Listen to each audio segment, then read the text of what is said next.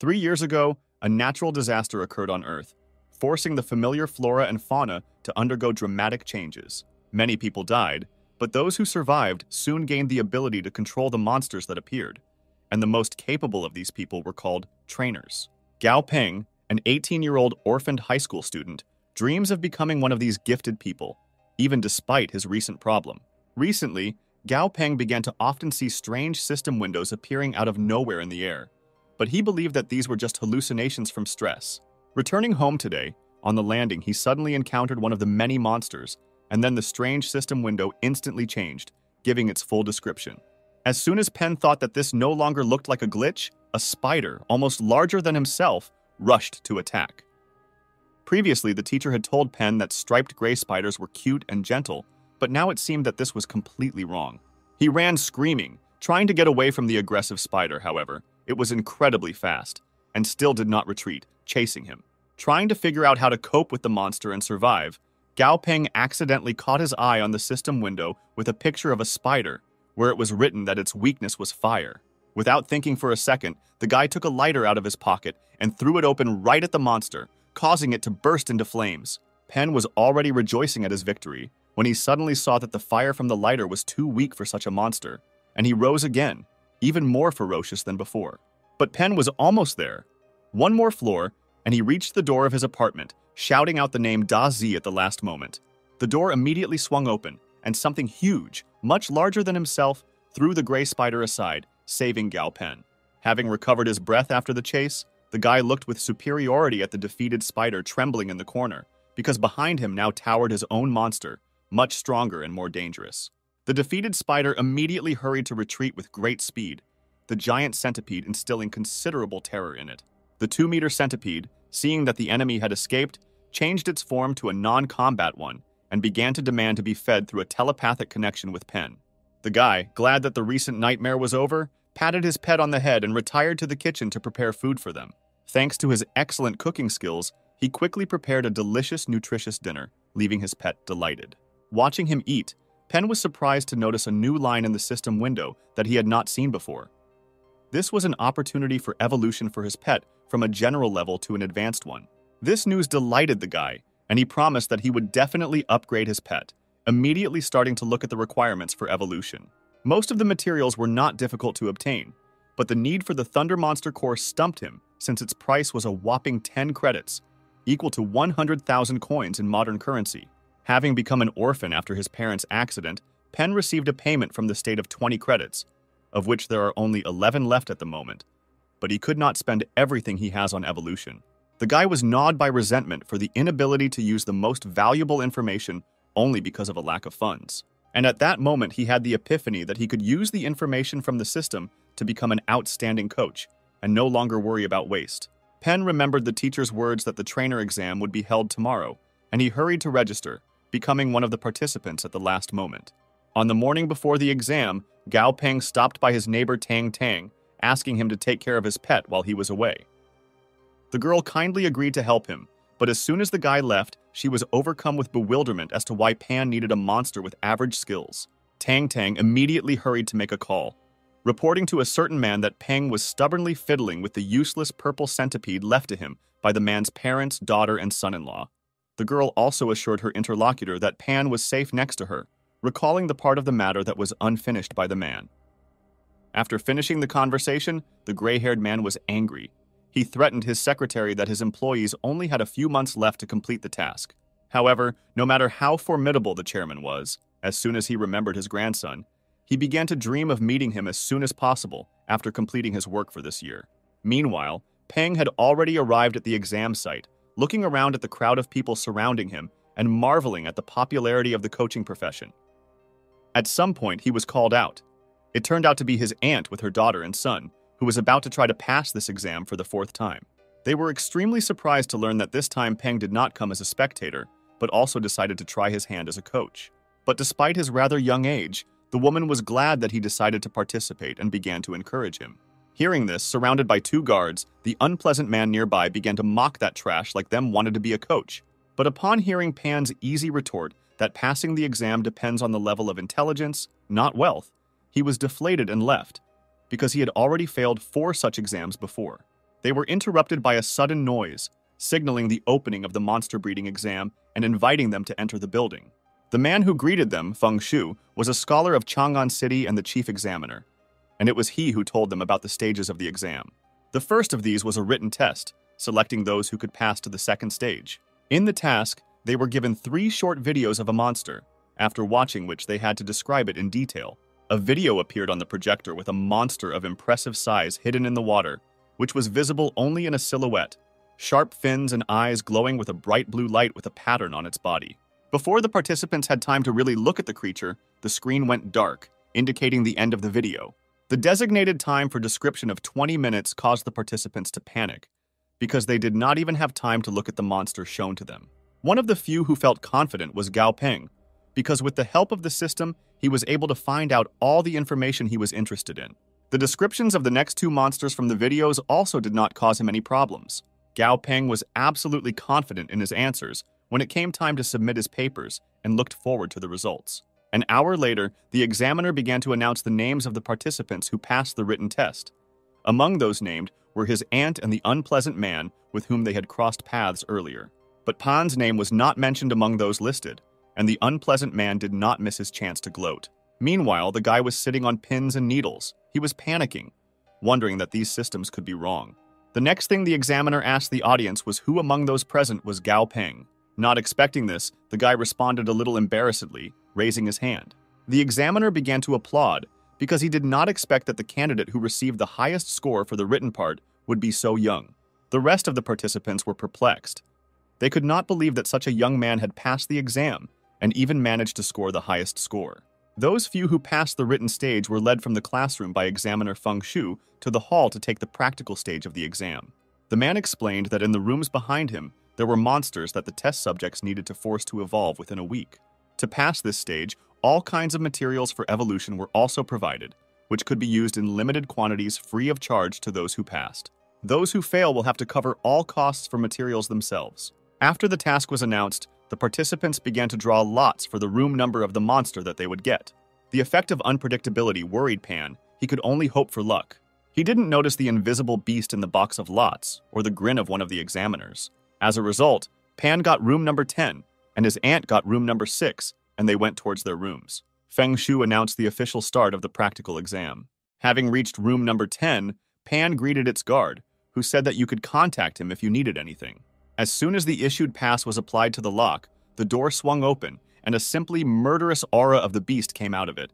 Walking towards the cage, Pan saw a dark shadow behind the thick bars of the bars, with hot, furious, bright scarlet eyes, the mere glance of which made one feel uneasy. But the guy paid attention not to this at all, but to the line in the system window, where it was written that the Red River monkey provided to him was sick and in a weak condition. When asked what happened to her, the person in charge of the room explained that too many experiments had been carried out on this monster before, and she had to be destroyed. No one knew that the real reason for this monster's participation in the exam was the director's deal with an unpleasant rich man who cheated through the written exam. The person in charge of the room recognized that the situation was not fair, and the monkey was already on edge, so he suggested that Peng apply for next year and keep his writing scores. He did not take into account the fact that Peng was stubborn in life, and giving up was completely not in his style. The guard left him in the room alone with the monster and left, and meanwhile the gorilla crawled out of the shadow of the cage and looked at the guy with its hunted gaze, in which one could read a huge series of unsuccessful experiments. Bitterness, resentment, and anger intricately mixed into a kind of madness, forcing him to throw himself with a roar at the thick bars of the cage. But Pan had already managed to read in his gaze the sea of regrets that was hidden behind a mask of aggression. To the monster's surprise, the guy came closer and without fear put his hand on his head, promising that he would definitely cure him. Peng decided not to delay and immediately find out what was needed for the evolution of a monkey, and was greatly amazed by what he saw, because the system showed 2 paths of evolution, standard and distorted. The standard evolution path sounded much safer and involved clearing the monster of a huge amount of dark energy, but the limited materials simply would not be enough, so Pan decided that he would have to take a risk. The room guard was amazed to receive a list of necessary materials from Pan, and looking at the confidence of the test subject, decided that he was just another theorist who could not do anything in practice, but did not argue. 3 days later, many examinees had already failed the test, but Peng continued to follow the system's instructions. The black herb of the east worked as it should, and the monkey was fully restored according to plan. Now the last stage remained, but before that the monster had to be released from the cage, and Pan was afraid that after all the experiments the monster would rebel. After some deliberation, Pan made up his mind, because he had come too far to retreat now. He took a big risk when he unlocked the cage, and managed to get scared when the monster ran at him. But his fears were in vain. The monkey treated him very cordially and rushed to hug him, thereby raising Pan's spirits. The last stage before the evolution of the monster was taking a bath with sulfuric acid, and from the outside it looked like something very dangerous. Out of curiosity, the monkey threw a clump of his hair into the dark liquid, after which it immediately dissolved and panicked. Peng understood his fears, but asked him to trust him, and promised that after this stage he would evolve. Despite all the torment and fears, the monster made up his mind and followed Pan's instructions, climbing into the bathtub with a dangerous solution. Suddenly, a huge amount of black smoke poured out from his side, filling the entire space of the laboratory. This caused the fire alarm to go off and the alarm to sound in the surveillance office, and backup immediately rushed in to put out the suspected fire. The security was extremely surprised when no fire was found in the room. The space was filled only with black smoke that was already dissipating. Noticing the arrivals, Pan was extremely surprised. He asked what brought them to room number 10. Zhou, the room's security guard, explained that the smoke caused the fire alarm to go off, and they rushed to put out the fire. Pan felt a little guilty and apologized for not noticing the alarm going off, being too caught up in the experiment. Zhou radioed that everything was fine and the alarm could be turned off. Examiner Feng Shu, who arrived at the laboratory, was extremely surprised that the smoke in the laboratory was caused by an experiment on a monster. The rest of the participants, who came running to see what was happening, began to discuss that Gao Peng was too young and inexperienced to experiment on monsters. Meanwhile, Wang, who had been trying to frame Peng from the very beginning of the practical stage of the exam, was jubilant, believing that the young man had finally failed. While everyone was distracted, the bathtub with a strange dark liquid began to bubble and hiss, releasing something that none of those present expected. It was a previously unseen monster, terrifying in its appearance and aura, instilling fear. Those around were stunned. They did not know what to do and were already preparing to run away. Meanwhile, the monster had risen. His body was a huge skeleton, dressed in a translucent shell glowing with violet fire and piercing with a fiery, otherworldly gaze. With surprise, Feng Shu suddenly realized that it was the evolved Red River monkey that was given to the examinee Gao Peng. Everyone was amazed that the young man actually managed to achieve the result. Peng was pleased with what he saw. The system reported that the distorted evolution was completed successfully, and the monster had evolved into an ideal class bone monkey. Those present were stunned. They began to look at the evolved monster with admiration, suggesting that this monster most likely belonged to a completely new species. Feng Shu completely agreed that breeding an undead class monster was amazing. However, in Feng Shu's opinion, there was someone more valuable than this monster in this room, and it was the test subject who forced it to evolve. The examiner praised Peng, because now he sees that he got first place for the written part for a reason. The evolved monkey attracted Pan's attention by tugging at his t-shirt. Pan assured him that everything was fine now. He was finally able to evolve. The huge bone monkey would have cried again if he could. He was very touched that Pan had fulfilled his promise to him, and everything worked out. The director, who was watching them from the side, was overcome with greed. He was already looking forward to getting such a valuable monster into his hands. However, his dreams were suddenly interrupted by the will of Feng Shu, who impressively declared that this monster now belongs to Peng, since there is such a trusting relationship between them. The rest were amazed at this decision. No one expected such an outcome. Gao Peng was also very surprised. He asked again whether Feng Shu understood correctly that the rare ideal level undead class monster now simply belonged to him. Feng Shu confirmed his words, adding that this is a new type of monster, of which there are no records yet, but it was Peng who forced it to evolve. Peng seriously thought about his words, pondering the fact that the monkey monster had immediately evolved from a general level to an excellent one, which means that in the future, it could even become a commander. This promised amazing prospects. Seeing his thoughtfulness, Zhou offered to give the monster to him if Peng did not want to take the attached monster for himself, which would be a rather stupid decision. The director decided to contact this decision. He said that this was against the rules, and any successfully evolved monster ultimately goes to the association, and added that the monkey was very sick and the evolution could just be an accident, and not the merit of Pan. His words were supported by Van, who became indignant that the evolution of a monster on the verge of death was impossible, and an overly strong monkey should be destroyed. The director continued to insist that the monster was too strong and dangerous, and that a student could not achieve such a result. Together, the two made a serious allegation that Peng may have cheated on the exam and that his result could not be considered genuine. The director theorized that Peng might have learned some method that accidentally worked, but his true skills could not match the result. Feng Shu was extremely skeptical when he said that he should cancel the result for such a reason. When the director said that issuing a certificate to Gao Peng could harm the reputation of the association, Feng Shu laughed sincerely. He invited the guy to independently prove to these fools what he was capable of.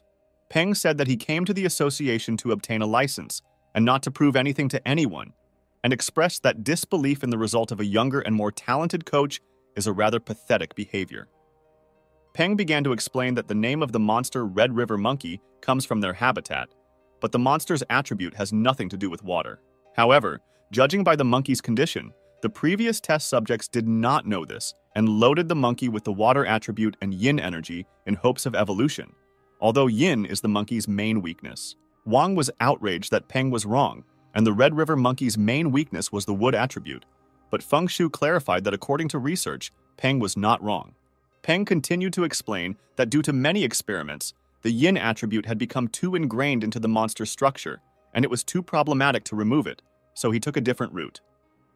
For 3 days, Peng gave the monkey the black grass of the east to purify the body, the yin attribute as the base, materials, and the crystal core with the undead attribute. The main role in the monster's evolution was played by the order of addition and proportions, so almost anyone in Pan's place would have failed. Feng Shu clapped at his explanation and added that instead of getting a beginner trainer certificate, Peng should get an intermediate level certificate. Moreover, according to the examiner, Peng will not have any difficulty in passing the advanced level certificate exam at Yangjing headquarters. On this positive note, Feng turned to the principal and Wang, returning to the issue of cheating, as both had previously mentioned that the monkey was a tainted specimen for the exam. The rest of the examinees agreed that this was a completely strange statement. Zhou volunteered to witness the director's misconduct, saying that he deliberately provided a corrupt monster. He also mentioned that a bribe from Vash Shu was to blame, and that CCTV footage could confirm this. Wang Shu at that moment felt that it was all over, because his deception had been exposed. Feng Shu, as the president of the city association, stated that for committing fraud, which is a crime, Wang Shu will be suspended from taking the exam in Chang'an City for the next 3 years, and the director will be removed from his position. Everyone present agreed with this decision, watching as the criminals were taken out of the room. President Feng invited Peng to have a cup of tea to talk and ask for a favor. Later, in his office, Feng asked Peng to become the representative of Chang'an City at the World Monster Trainer Tournament. He explained that there were very few talented trainers in their city, which was why they had not won prizes in trainer tournaments for the past few years, but Peng could do it. The guy was puzzled. He was worried about the fact that he was being offered to take part in a world-class tournament. Peng almost refused, but as soon as Mr. Feng mentioned that the winner would receive 10,000 credits, he suddenly changed his mind. The prospect of receiving a huge sum forced Peng to take responsibility and agree to participate. Later, on the way home, Peng was happy to receive an intermediate-level certificate. He was happy because having such a certificate gave plus 30 points when entering college. Moreover, passing the exam earned him an elite monster and a chance to get a lot of money, as well as the best of privileges, a good relationship with the director of the association. Remembering his agreement to participate in the tournament, Pan wondered whether he could win, and that it would definitely not be easy at all. People on public transport behind Peng, watching from the sidelines at his new monster Buchan, whose name he gave for his sometimes stupid and sometimes scary appearance, began to whisper. They discussed how rare the undead class was, and one of them even wanted to touch one of the bones of the amazing monster. Buchan did not force himself to react. He did not miss a single movement around him, believing that by doing so he was protecting Pan. Soon, unnoticed by Pan, the unfamiliar, frivolous guy was entangled in the power of Buchan. The hostage had already regretted his desire and almost said goodbye to life out of fear when Pan turned to him, distracting him. The guy shared his thoughts that participation in the tournament is a necessary measure, because without winning, he will have nothing to feed his pets. Pan also noted that he is young, and if he puts in a lot of effort every day, he will have a bright future, especially considering that he is quite handsome. Those who noticed their conversation were amazed, because speaking out loud, meant that the guy did not have a blood contract with the monster. But he listened to him. They were tormented by the question of when such a talented guy appeared in the city. Later, when they got off the bus, Buchan suddenly pushed Pan to the side, causing him to fly off.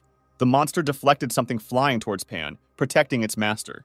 At first, Pan was extremely puzzled by what had happened, but then he realized what exactly had happened and hastened to calm Buchan, explaining that no one had attacked him.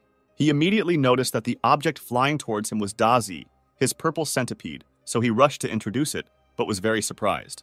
Cheng was puzzled by the appearance of his pet, because he did not look like himself. During the time that they had not seen each other, he had changed a lot. Following Z, Tang Tang approached them, greeting them and informing them that they had decided to meet Peng together. Without delaying it for later, the guy immediately began to ask what happened to his pet, because it was several times larger than before. The plump centipede resembled some kind of predatory caterpillar in its appearance. Tang Tang explained that Dazi ate with great appetite, so now he looks full and strong. Pan was not happy because he saw that his monster was simply overfed. Tan Tan was extremely pleased with herself, because thanks to her, the centipede now looked not so small and puny in her opinion. Buchan, seeing Datsu, was very proud of himself, believing that he looked even better compared to him with his huge and strong, toned body. Tang Tang brushed off his reaction and began asking about how Peng's exam went. The guy began to sheepishly talk about how he was lucky to get a monster to evolve after 6 unsuccessful attempts, and that he was able to receive a certificate as an intermediate-level trainer for his merits. Pan pointed to Buchan, showing which monster he meant, and said that his efforts were appreciated, and he was given the bread monster as a gift. Tang Tang was amazed and found it hard to believe that Peng had received an intermediate certificate right away. Satisfied, Peng took out a certificate from his bag, showing that he was not cheating, pleased with himself. Seeing that the guy in front of her was honest, Tang Tang was very happy for him. As an aunt, she was very proud that her nephew had already grown up so much and was able to achieve success. But the next statement that they needed to talk seriously surprised Pan. His aunt began to tell him that the profession of a trainer is valued precisely because all existing monsters actually do not belong to their world. Tan Tan spoke about the secret technique of familiars, constellation shift, which transfers all the damage received by the owner to the pet. The technique has some limitations due to distance and the pet's consent, but makes sense since monsters are much stronger and tougher than humans. After studying the technique, Peng had the feeling that he and Dazi were connected by an invisible thread. Now the connection had been established, and Peng was still thinking that Tang had given very valuable information after his monologue. But the origin of that information was shrouded in mystery. Looking at Zai, who crawled towards him, Peng complained about how his pet had gotten fat, suggesting that he should be called a purple piggy instead of a centipede. Peng asked Buchan to bring a mirror so that Su could see the scale of the disaster, and this had an effect. Dazi was too impressed and saddened, it was hard for him to face the cruel reality in the mirror, to which Peng began to say that he should start doing exercise and losing weight in the next couple of days, after which pumping will begin. Peng imagined what would happen if Z evolved in his current state and was horrified. He did not want this to actually happen. The next day, Peng met with Tan Tan at her request, promising to help. Ant was extremely happy that he received the certificate and counted on Peng's help. While they were getting to the right place, Ten brought him up to date, telling him that she had previously opened a company together with her friends and invested a lot of money. But their partner ran away, taking everything with him, including the trainers. Peng was surprised that their office was located in the most prestigious area of the city. He suspected that rent here was very expensive. The aunt felt awkward from his words and began to make excuses by saying that business had been good before, so she rented this place. But after the trainers left, business began to decline. Pan decided that his aunt was behaving extremely suspiciously, but did not say anything out loud. Tang Tang said that the office was on the 3rd floor and that she would give Peng the best conditions in the trainer market, as well as 20% of the company's shares. She also said that this work would not interfere with her studies in any way, and that Peng could come at any time free from classes. Peng was perplexed by the level of his salary and said that for the same money his aunt could hire 2 coaches at once, but she objected that in this case, it was a matter of quality, not quantity. This seemed strange to Peng, first a scroll with a secret technique, then an exorbitant payment. If anyone else had been Tang Tang, he would have already suspected something was wrong. But it was Aunt who took care of Pan when he was orphaned, and if anyone could be trusted, it was her. Therefore, casting aside doubts and suspicions, he decided to follow her. Tang Tang, meanwhile, was very excited. She was very worried, and was glad that Peng was not too suspicious of her and did not notice anything. Upon arriving at the office, the two of them were greeted by a rather pretty girl, whom Tang Tang introduced as Xuan's secretary and Peng as a coach hired by the company. Having finished with the introductions, Tan ran off to run errands, leaving the acquaintance with her colleagues and the office to the two of them. Such frivolous and unpredictable behavior always confused Pan, but he could not do anything about it. Xuan kindly invited the guy into the office to fill out employment documents. While filling out the information, Xuan was disappointed in Peng. Comparing his age with the intermediate level certificate, she decided that he was a stupid guy with a lot of money who got the certificate by cheating. Peng, meanwhile, was talking about the size of his salary and came to the conclusion that he should not underestimate his abilities because his evolution method gives 100% results, which no coach can do. After finishing entering the data, Xuan returned the certificate to Gao Peng, saying that the registration was completed. But the girl also doubted Peng's chosen pay rate because he had too little experience, and if he lacked the skills, the organization's reputation would also suffer. Pan was extremely dissatisfied with the doubts expressed by the girl and wanted to be indignant on this score, but he was interrupted. The office door swung open and a man burst into the office, demanding that Peng prove with his deeds that he was worthy of the salary he had designated. The man, looking both furious and exhausted, also said that if Peng could cure his pet, then his payment would not be 3, but 10 times the trainer's standard rate. Xuan tried to calm the man's fiery mood, and Peng said that he would not need 10 times the payment. The guy said that this was his first job, and as a bonus, he would do everything at a pre-announced price. The man was perplexed how he could so confidently claim that he could heal the beast. Peng corrected him, saying that for the final verdict he needed to see the pet to assess its condition. The exhausted man decided to trust the young guy and took out the carrying container in which his beast was located. Xuan gasped at the sight of the bleeding, trembling pink lump in the man's hands. The pet's appearance made it clear that its condition was serious at the moment, and the man clarified whether Pan could cope with the healing of his beast. Pan carefully examined the data on the electric mouse in front of him, noting the line about minor injuries, before seeing another system window. A bright red notice warned of danger and that the beast needed to evolve as soon as possible. Pan immediately asked the man what he fed his pet, realizing that he felt bad because of it. The man admitted that he fed the mouse a jade bloody mushroom because he wanted his pet to evolve faster. Pan thought that right now the mouse was in the process of evolution, but due to the conflict between its nature and the element of thunder, it became ill. Using these systems, the guy immediately listed the ingredients needed for treatment, asking Xuan to bring everything from the warehouse. Peng reminded the man of the rules that the buyer of the trainer's services also takes on the cost of all consumables for the evolution of his pet. The guy promised the tormented beast that he would help him evolve. Seeing Peng's preparations for the evolution of the beast, Xuan and the man were horrified. They asked if the guy was sure that he was doing everything right. They were scared for their pet. Pan looked frankly intimidating, holding a pet in one hand and a carving knife in the other, but he was having fun at the same time. Seeing that Peng was throwing a mouse into a pot of boiling water, the man tried to stop what was happening, and Xuan was already calculating in her mind how much the eccentric trick of the young and competent would cost their company.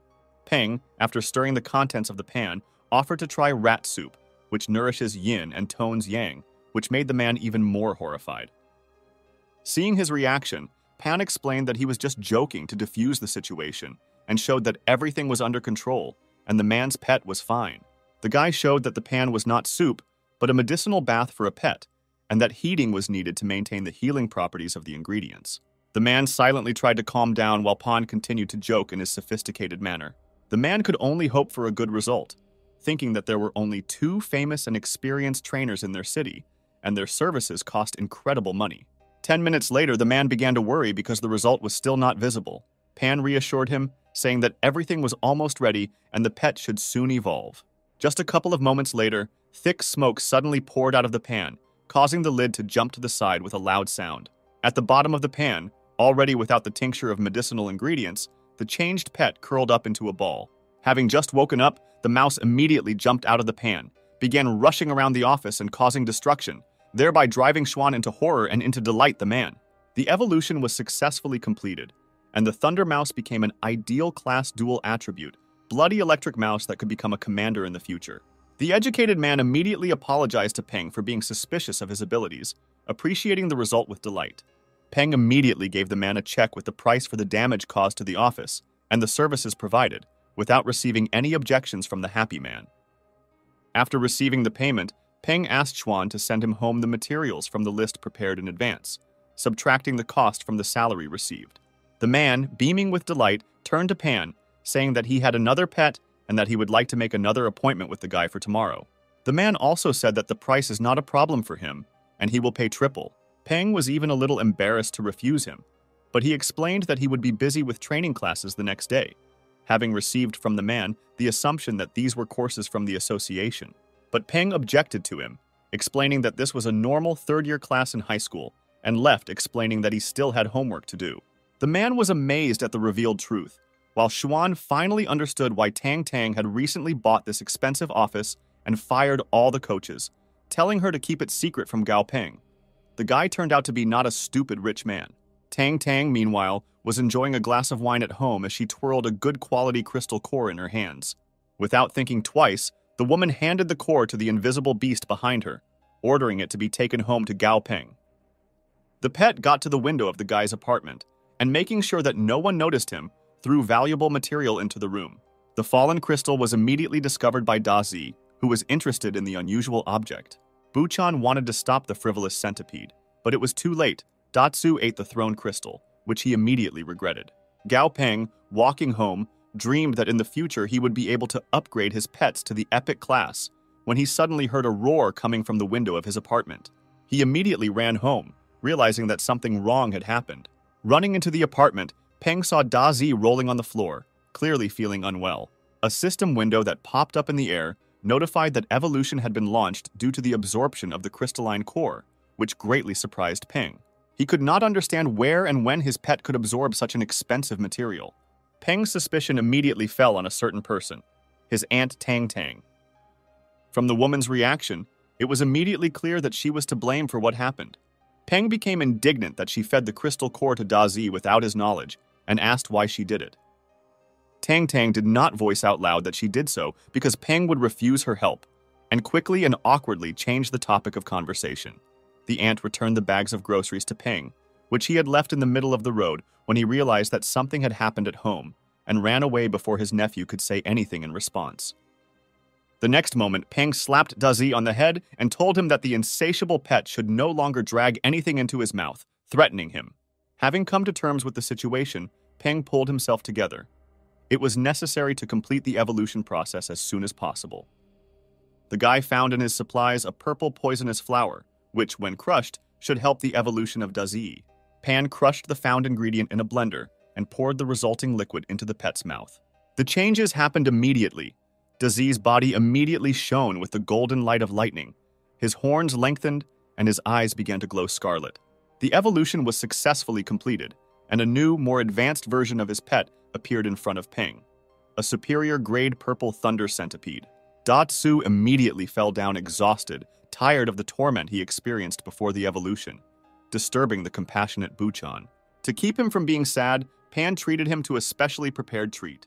Buchan was worried when he realized that the food he was consuming was passing through his body and turning into embers. But Pan assured him that everything was fine and his body should stabilize soon.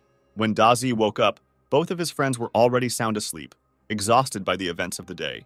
Tang Tang, from behind the window, watched as the nimble centipede sat contentedly on Gao Peng's lap, covering the two of them with a blanket.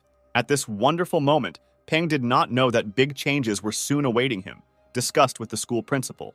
The gray-haired director actively objected to his interlocutor, emphasizing that there would never be a single monster on the territory of his school, since, first of all, in his opinion, one should worry about the safety of children. His interlocutor in military uniform reluctantly said that this is only true in peacetime. But if the situation worsens, young people will have to take up arms to defend the country. Hearing these words, the director became wary. He did not want to think about what his interlocutor had just said. But the man explained that, despite rapidly developing technologies, monsters in the wild are developing an order of magnitude faster. And if this continues, then someday people will not be able to resist them. When Peng came to school the next day, he was surprised by the amount of attention he received from his classmates crowded around him. One of the guys directly asked him if it was true that Peng had received an intermediate-level coaching certificate. The event was reported in the newspaper, stating that Peng became the youngest intermediate-level coach in the Chang'an City Association, breaking the previous record. Everyone started talking about how Peng is now a big celebrity, and their class is now the coolest, because Peng studies with them. The words of his classmates made the guy blush from praise. Li Zigong, the classmate who had told everyone about Peng's success, took advantage of the moment to address him, embarrassedly saying that he had some presumptuous request. Contrary to everyone's expectations, Pan immediately refused him, explaining that since his request was presumptuous, it would be better not to voice it at all and not put them both in an awkward position. Li wanted to respond angrily to his rudeness, but the teacher entered the classroom, forcing everyone to go to their places with angry screams. She had an important announcement for the students. Standing at the table, the teacher announced that school life would no longer be the same, and that from today, high school students would have to study an additional subject on monsters, and the specialty of monster combat trainer would be added to the program. This project has been adopted by the Department of Education and the Armed Forces of the Alliance, and students with good academic performance and grades will have the opportunity to immediately enter the best colleges and military academies. Military trainers should soon arrive at the school, and students who have chosen the combat trainer specialty will begin training this afternoon. So those interested should have signed up immediately after school today. The class exploded with surprised, jubilant, and indignant exclamations about what caused such innovations, and that they now have the opportunity to study to become a combat trainer in high school. While everyone was busy discussing, the teacher asked Peng to come out of the office with her to talk. The teacher noted Gao Peng's recent success in obtaining an intermediate-level certificate, saying that the school principal praised him at the morning assembly and requested that he give a speech to the middle school students tomorrow as a representative. Without hesitation, Peng refused, asking to find someone else to play the role of the school representative, explaining his decision by saying that he did not like unnecessary attention. Without giving the teacher a chance to object, Peng enthusiastically shared his intention to apply to become a combat trainer. The teacher warned the high school student, saying that although a combat trainer is a good, highly paid profession, he should not rush forward so much. Good academic performance and a certificate as an intermediate-level trainer already opened up great prospects for the future for Peng. But within the framework of the specialty, the profession of a combat trainer was studied, and not an ordinary one, which was much more dangerous. Peng thanked her for her concern, but his goal was precisely the profession of a combat trainer. Peng thought that he did not want to know only theory, but in real combat conditions, he had an excellent opportunity to learn much more and also become stronger. And since both exams could be taken at the same time, Peng was going to become an expert on both professions. The teacher chose not to dissuade him, saying that this was a dream that he was going to realize, and expressed the hope that Peng's decision was balanced and thoughtful. The high school student warmly thanked her for her trust. In the afternoon, a group of high school students gathered at the school to participate in the selection process for the specialty of military pet trainer. Among this self-confident crowd, there was also a familiar face. It was his classmate Li Zigong, who was wondering why Peng, with his excellent grades, would apply for a new specialty and received the same question in response. Li justified his motivation by saying that his favorite anime as a child was Pokemon, and he now wants to become the most powerful trainer in the world. His fanatically naive approach did not inspire confidence at all.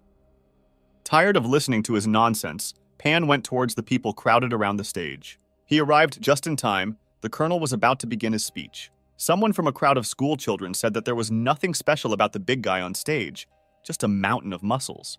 However, the flaming look of the man who heard him clearly said otherwise. Pan mentally noted to himself that the instructor is not as simple as he seems. The colonel began his speech by first praising everyone present for their courage to come today, but also indicated that this is not enough to become a coach.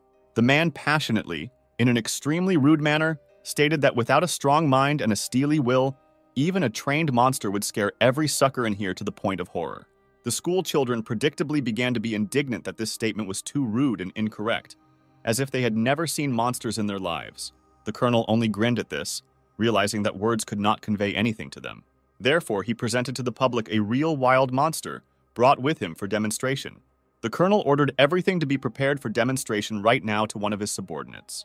The soldiers quickly prepared the necessary props, and one of them reported that the 10-centimeter thick armor plate had been successfully installed. Then the colonel approached the frightening-looking aggressive monster and gave the order to start. At that same second he started, and with lightning speed smashed the thick armor plate into small pieces. The already demonstrated spectacle had an effect on the previously prepared school children, making them realize how dangerous it is to deal with wild monsters. Even Pan was amazed by what he saw, because right before his eyes, the monster was able to break such a thick piece of metal with just one blow. The colonel announced that monster combat trainers regularly encounter monsters of similar and even greater strength, and therefore, he is giving those who change their mind a chance to leave right now. Pan watched as the ranks of applicants, of which there were quite a few, dwindled amazingly quickly, fearful. They looked extremely depressed and disappointed in their own cowardice. But the colonel encouraged them, saying that their decision was completely normal. Their studies were also extremely important, and they made a smart choice in not becoming deserters. But he also addressed those who remained and stated that in their case, anyone who tried to leave would be considered a deserter, because he did not like those who give up halfway. By the end of the day, Pan, who returned home, was exhausted, although he was mentally prepared. But everything turned out to be much more serious than he thought. Colonel Chen also informed the students that in a month only 1,200 students from the entire city would remain, and the rest would be expelled. While he was pondering the situation, Pan decided to feed his pets, but to his surprise, the refrigerator was empty. Pan panicked, not understanding where all the yin cedar needles could have gone. He searched the entire refrigerator, but found only one single one. When Peng began to openly resent what was happening, Dazi immediately turned Buchan red-handed, saying that it was he who ate everything. Pan did not scold Buchan, realizing that this was his personal mistake, because he underestimated the monster's appetite. Now the food for both pets was built in accordance with the recommendations of the system, and Peng placed an order for the next portion of yin cedar needles for Buchan and thunderfigs for Dazi, thinking that such food was costing him a pretty penny. The more materials Pan provides to his pets, the faster they will move to the next stage of evolution. But there they will already need even rarer materials, and this was worth thinking about in the future. The very next morning, Peng had the opportunity to see a kind of zoo at the entrance to the school. Many students everywhere were trying to keep their pets on a leash, while others were getting theirs out of trees. And this spoke louder than any words about their lack of training skills. One rather fragile-looking girl came with a pig-like monster the size of a small truck, and it seems she didn't know what to do with it. Pan turned to the girl, asking if it was her monster to ask to clear the passage, because the monster had completely blocked the main entrance to the school building. The girl felt awkward. She began to make excuses that when she bought the pet, it was very tiny, and she did not expect that it would grow up to be so huge. Seeing the pandemonium, one of the military trainers approached them, asking what happened and why the beast blocked the entrance. Having not heard an intelligible answer, the trainer gave an order to his animal, similar to the one that was present at the demonstration. The wolf immediately growled, looking aggressively at the pig several times his size. This had an effect. The huge pet trembled and recoiled, moving to the side and thereby clearing the passage. Once the problem was over, the coach informed them that their training was starting right away. The assembled students were lined up with their monsters, listening to the words of the trainer that today would begin training in Monster Command, a basic skill necessary to form a full-fledged monster squad in the future. A beast may be strong, but without obeying orders it becomes useless, as happened this morning. Before starting training, it is important to understand the monster's habits and preferences in order to build good relationships with him in the future. As an example, the trainer cited his wolf, whom he fed with his favorite black pork, played and slept with him every day, after which he became ready to obey any orders of the man. The trainer also said that breaking an armor plate with a blow of its tail, demonstrated earlier by the colonel's beast, is not a natural skill, but a skill developed during training. Due to the stress, its tail became stronger, and the beast eventually acquired an additional means of attack, in addition to its claws and teeth. The trainer asked his comrade to demonstrate the skill of his silver wolf. The red-haired man explained that the development of animals of the same type can occur in different ways, and that during training, each animal improves its strengths. He demonstrated this by throwing a stone, after which his wolf immediately rushed, catching him in flight and breaking him into crumbs with his bite. Both Peng and Dazi were amazed by what they saw. The strength of the beast's bite seemed incredible to them. The trainer continued to explain that there are currently 5 categories of monsters, including attacking, defending, supporting, healing, and controlling, with some monsters being a combination of these. One of these is the Vine, which can act as both a defense type and a control type, although experienced trainers can also develop it as an attack type. After the explanations, the students were asked to move on to practice, explaining that they need to start small, for example, use wood to train bite force, gradually increasing hardness. Those who decided on the category of their monster could register and take the necessary training materials. Peng was faced with the question of how best to train Dazi, and remembering the study of the secret technique of transferring damage, he decided that he should focus on defense first.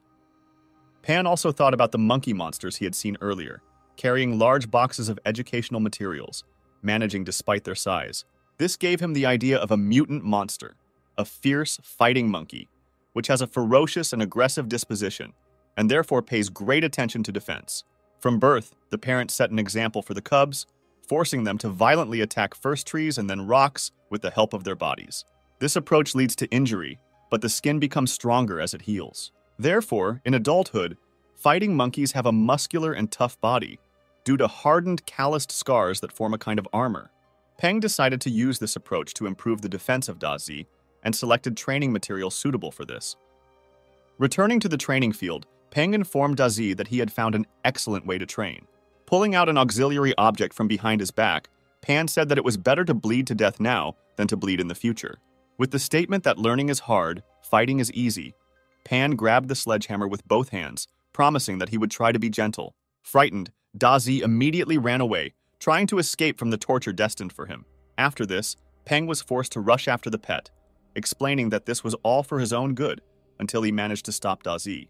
At the end of the week, on a day off, when there was no need to wake up early in the morning for training, Peng hoped to sleep longer, but was awakened by a loud knock. He still had to get up and go cook breakfast for his pets, despite the desire to sleep. While frying pancakes, Pan complained that he was helping his pets, but at the same time he was suffering the most, and this was unfair. However, all this was not in vain, because thanks to the additional nutrition, Dazi increased in size and successfully reached the 10th level, and Bu also received a promotion. But all this was not easy for Peng, because his hands were sore after training with Dazi, and almost his entire salary was spent on Bu's food. Bu noticed Pan's phone ringing on the table and answered immediately, allowing Pan not to be distracted from cooking. The caller introduced himself as the CEO of the Blue Shield security company named Woot Liu Sunlin. He asked for a meeting to discuss a certain proposal that should be beneficial to both of them. They decided to meet at the office where Peng currently works this afternoon. At the meeting, Mr. Liu introduced himself again. He was a pleasant-looking, middle-aged man in an expensive-looking suit. He announced that he would like to offer Peng the position of trainer consultant in his company. Peng wondered why they turned to him, because there were many other intermediate-level trainers in Chang'an City. He could not understand what made the director of a large company come to him. The man said that Peng was overly modest and underestimated himself. He recalled that there were only 2 established intermediate trainers in their city. One of them, Director Chen from the Trainers Association, was too busy to work in their small company. The other one, Xian Lin, is number 1 in Chang'an and works for the government as a trainer consultant. When comparing Peng with other intermediate-level coaches, Director Li would prefer to trust the young and talented Gao Peng. After thinking, Peng decided first of all to put forward some mandatory conditions in the form of working only on weekends and refusing to sign a full-fledged contract, guaranteeing only a refusal to help the company's competitors. The director immediately agreed without any objection, handing a pre-prepared part-time contract for Peng to sign. Peng was extremely surprised when he read its contents, because it was a one-sided contract with no mandatory requirements for Peng, with an annual salary of 500 credits and a commission of 50 credits for each successful evolution of the beast. This offer turned out to be too good to even think about refusing, so P immediately signed his name, agreeing. Immediately after that, Xuan knocked on the door and entered, reporting that Mr. Ma came to the previously scheduled meeting. Director Li immediately collected himself, saying that since the contract was signed, he would not detain Mr. Gao any longer and left the office. Taking the elevator downstairs, the man immediately made a call, informing his uncle that the contract had been signed. But he did not understand at all why, out of all the intermediate-level trainers in the city, they chose Gao Peng. Meanwhile, Pan had already begun the reception in his office. He carefully examined the monster brought by a man he already knew. The cute and beautiful tree-class monster called the Flower Fairy was very beautiful and had a pleasant aroma. Peng asked if the man wanted to develop this fairy even with her current abilities. Ma told him that in 6 months, the Flower King tournament would be held in Chang'an City, and he would like to participate. Peng was shocked because the man, possessing a flower-type monster as rare as the undead with amazing healing properties, was just going to take part in a beauty contest. Even Xuan awkwardly asked whether girls usually participate in the Flower King competition, to which the man replied that this was true, but he always really wanted to participate, even if he was looked at very strangely when registering. Ma also said that the fairy is his second beast, so he wants to provide her with a happy future. The man persistently asked Pan to take care of the fairy's development so that she would have every chance to take first place. Peng was surprised by the strong concern for the beast, but promised that he would take care of it. Peng also did not fail to remind about the triple payment, upon hearing about which Xuan, with sparkling eyes, immediately brought an invoice for payment. Peng listed to the girl all the items that he needed for the evolution of the beast, and Xuan immediately and readily went to the warehouse to get them. After a short time, all the necessary materials were already on the table in Peng's office. After that, he kicked Xuan and Ma out the door, saying that they would interfere with his work. Despite this, the man still opened the door slightly to observe, despite Xuan's objections, because he was very worried about his baby fairy. Pan looked very intimidating, like a mad scientist, when he mixed the required composition and took it into the syringe. Mr. Ma almost attacked the guy when he was injecting his pet, but Xuan stopped him in time. Almost immediately after this, Peng allowed both of them to return back to the office. He imagined a monster that had evolved to the 4th level, becoming a flower begonia, which caused both of them to exclaim in admiration. Ma began to thank Peng from the bottom of his heart, despite his objections, because he was happy. While enjoying the result, none of them thought that at this very time, one of the teams training to become combat trainers was fighting wild monsters. The 3 guys were endlessly indignant that their efforts were in vain, and looked forward to leaving only 1,200 people and returning them to their previous schooling. And only one girl was determined to continue, hoping to meet Gao Peng, the only student, in her opinion, worthy of respect. One day, Peng once again went to Chen Ji's store to buy yin cedar needles for Bu. To his surprise, the old man replied that they had run out, and instead of the required 30 pieces, only 10 remained. Pan didn't understand why this happened, because outside the city there is a whole farm for their production, and the needles couldn't run out so easily. The old man then explained that the supply stopped a week ago due to spiders eating all the supplies with the yin attribute, which is why the entire farm area is now occupied by the army. Also, other monsters also became prey for the spiders, and if the farm owners had not escaped in time, they too could have gone to feed the horde of monsters. A voice was heard from the entrance to the store. It was another customer who came into the store, interrupting their dialogue. Mr. Chen suggested continuing their conversation another time, citing the fact that he was currently busy with work, to which Peng had to agree. On the way from the store, Pan began to think about a series of recent events. First, the school began to cooperate with the military, then a strange company invited him to cooperate. A new type of spider appeared. There was a feeling that something terrible was coming, which would be extremely difficult to resist. Just as he was thinking, Peng's phone rang. It was Li Songlin asking if Mr. Gao had heard about the infestation of devil spiders in the dark forest. After a short time, Peng was already near the first branch of the Blue Shield Company, greeted by Director Li. Immediately, the man began to bring him up to date, starting with the most important. Due to hordes of gray devil spiders attacking numerous resource points, the government gathered most of the companies and several private organizations to explore the dark coal forest to determine the habits and weaknesses of the monsters. Blue Shield Company just accepted the mission today and will leave in 3 days. But right now they don't have enough reserves, and so they need Peng to force the devil mantises to evolve before they leave to increase the chances of a successful completion of the mission. Peng immediately asked to be brought to the devil mantises to inspect their condition. Director Li, in turn, asked the guy to take the task responsibly, since it is very important for the company. At the previous alliance meeting, many of the bans suppressing unofficial forces were even lifted due to changes in wild monsters. As soon as they arrived, the director showed Gao Peng the hall where all the devil mantises of the company were located. He also promised that enough people would be organized to help him. In addition, the man informed that if Peng completed the task, the reward would not disappoint him. This statement encouraged Peng, and he assured that he would cope with the designated work, immediately starting execution. Director Li watched his work progress from the observation floor, soon encountering a worker who approached him and wondered what Mr. Gao was doing there. He began to talk about how from the moment he started working, Pan did nothing but examine and touch monsters, like an old man in a grocery store. Besides, the guy looked to be about 20 years old, which inspired doubts about his abilities. But the director immediately stopped his reasoning, telling him to shut up, otherwise he would run into trouble. In fact, the director himself had doubts, but his uncle entrusted the future of the company into the hands of this child, and he could only believe in the justification of this decision. Having finished examining all the mantids, Peng listed a dozen mantids from different parts of the hall, as well as the materials he needed to provide for evolution. The director ordered that everything listed by the guy be brought immediately. The director was sincerely amazed by Pan's abilities, because in 10 minutes, he was able to identify the 10 strongest monsters without making a single mistake. In the man's opinion, the skills demonstrated were not those of an intermediate-level coach at all, as Peng had done it faster and better than most of the top graduates, being so young. Having received all the necessary materials, Peng immediately began work. Sometime later, the already dozing director was called out, notifying him that the work was completed. Everyone in the laboratory was incredibly happy, watching how the monsters evolved one after another in Pan's skillful hands. The employee who had previously expressed his doubts to the director, along with everyone else, showed his admiration for the young trainer, who had brought the monsters to the evolution into 4-winged jade devil mantises of the rank of superior class commander.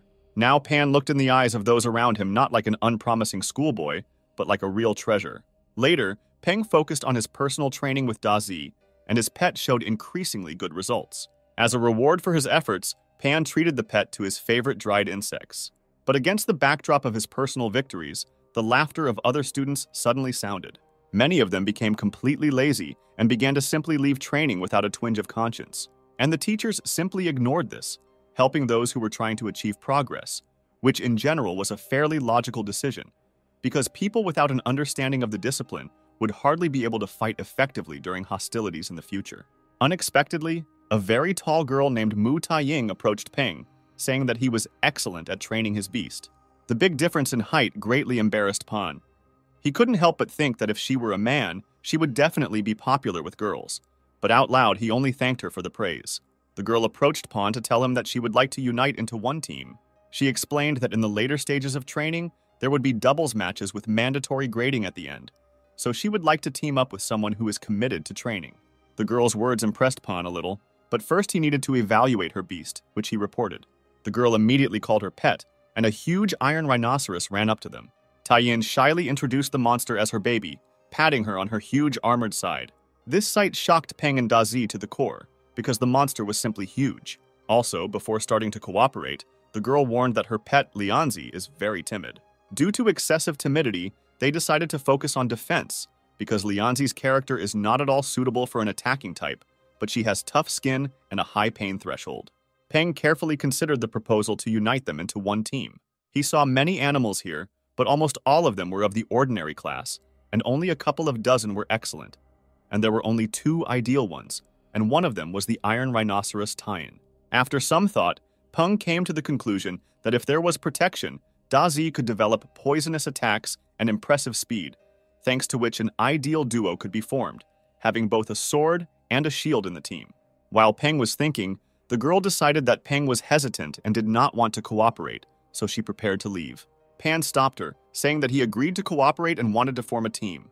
He said that character can be polished through training, and this is many times better than being on a team with slackers. The girl was incredibly happy when she heard his words, beaming with joy.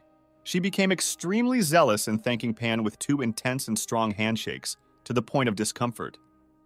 In the war zone in the dark forest, meanwhile, military detachments were gathering, preparing for battle. Director Lee greeted the blonde woman, Captain Song. Lee noted that based on recent research, gray devil spiders are very afraid of fire, which Captain Song's team is excellent at handling, which guarantees their success in this mission. She, in turn, noted that Director Lee's devilish mantises are considered forest killers, and this will help him complete the mission the fastest. Despite the exchange of pleasantries, their glances shot lightning at each other, betraying mutual hostility based on competition. One of the military men began a speech to the crowd, providing basic important information about the monsters that he had learned. It's likely that gray devil spiders hunt their prey in groups and then bring it back to their nests to ensure enough food for their mother, spawning a new, even more fearsome wave of spiders. Drawing attention to the importance of the mission, the man drew attention to the importance of cooperation, because upon successful completion, everyone will be generously rewarded. Many understood the military's fears about the possible internal struggle of civilian organizations, and agreed that in this case, it was necessary to work together. Having heard no objections, the man in uniform also added that, according to the agreement, the the military would provide fire support, after which he launched the demonstration. Immediately, a series of shots from nearby tanks obediently rang out. Powerful volleys flew out, exploding in flames and leaving deep dents in the ground.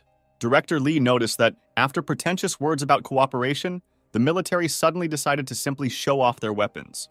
But it was also worth noting that the government took this intelligence seriously, and the artillery pieces intended to provide cover significantly weakened the monsters, increasing the chances of a successful mission and reducing possible risks.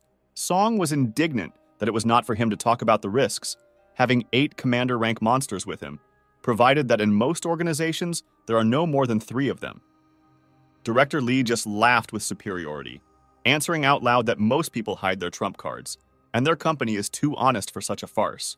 Suddenly, a deafening sound of unknown origin was heard, causing everyone in the military operation to panic. One of the trainers noted that the devil mantises were behaving strangely, as if they were afraid of something. A moment later, something terrifying appeared from behind the treetops. It was an ape-like monster, engulfed in flames, as tall as a multi-story building with a burning gaze. Director Lee exclaimed in shock as he recognized the monster. It was Halo, a Lord-level monster. This very monster was the guardian of the dark, pleasant forest in which they were all now. The gigantic monster began to go on a rampage, frightening all the gathered people with its roar, causing them to panic. The commander-in-chief tried to bring them to their senses and force them to follow orders instead of causing panic, but all his efforts were in vain. And suddenly, at the peak of hopelessness, another monster appeared in the sky. It was a proud eagle, shining with golden light. Equal in size to the enemy, it instilled hope in the souls of people who recognized it. The eagle gave a worthy rebuff to the ruler of the forest and completely consumed his fire. The defeated enemy walked away, giving peace to the people below saved by the eagle. While the others were recovering from the shock of what had happened, the military commander emphasized the need to complete the mission as soon as possible, because at this stage, they would no longer be able to provide military support. Suddenly, a voice was heard commanding the formation and announcing the arrival of an elite military detachment. The commander-in-chief immediately became embarrassed, beginning to say that his detachment would have managed it anyway. But the commander of the arriving elite military detachment objected that the situation began to become more difficult and unpredictable, defying all forecasts, so the unification of the forces of the government and organizations was extremely necessary. Sometime later, they organized the work again, and the troops moved into the spider cave. Captain Song's squad successfully advanced thanks to the strength of the fire-type monsters, killing the spiders one by one along the further path. But one of the girls objected that this cannot continue, and they are wasting their energy in vain, because despite the effectiveness, there are more and more spiders, and this will soon lead to exhaustion. Listening to the girl's words, the leader ordered a change in formation, pushing the defensive animals into the first row and the support into the center of the line, leaving the flanks for the attacking type animals, and they continued to move with a focus on close combat. This tactic made the expenditure of energy more efficient in real combat conditions, and the spiders began to be exterminated one by one. The coaches were delighted with how effective their new tactics were. Moving deeper into the cave, the girls heard the sounds of many footsteps. The sound came from one of the passages, which perhaps meant that the place they needed was close. Captain Song, after expressing this assumption, gave the command to her squad to go to the source of the sound. Coming out of the stone passage, they saw far below the picture of the battle that opened before them. These were detachments of the companies with which they collaborated, and the military, waging a battle with the monster. At the moment, they concentrated all their forces on breaking through the Spider Queen, which had a weak attack, despite its size, because its main task was reproduction. Director Lee asked to trust him and ordered the back row to aim for the eyes of the uterus, and the rest to continue to attack the legs, saying that this way they would definitely win and share the reward fairly for everyone's merits. The soldiers accepted his command without objection and began to follow the assigned tactics. Further, all the blows were calculated for pure force, because the armor in front of them was very dense. Captain Song's subordinates began to talk about the need to go down and help the others. Otherwise, in the future, the military could cancel their contribution to the mission. Captain Song agreed that she couldn't just sit on the mountain and watch the tigers fight, but she had a bad feeling, as if something was wrong with this monster. The joint attacks of the fighters finally yielded results, and the protection around the eyes of the spider's uterus was broken. It was necessary to continue the fight. The dark mantises began to strike directly at the monster, wounding it in the head with great force, and this became a fatal mistake.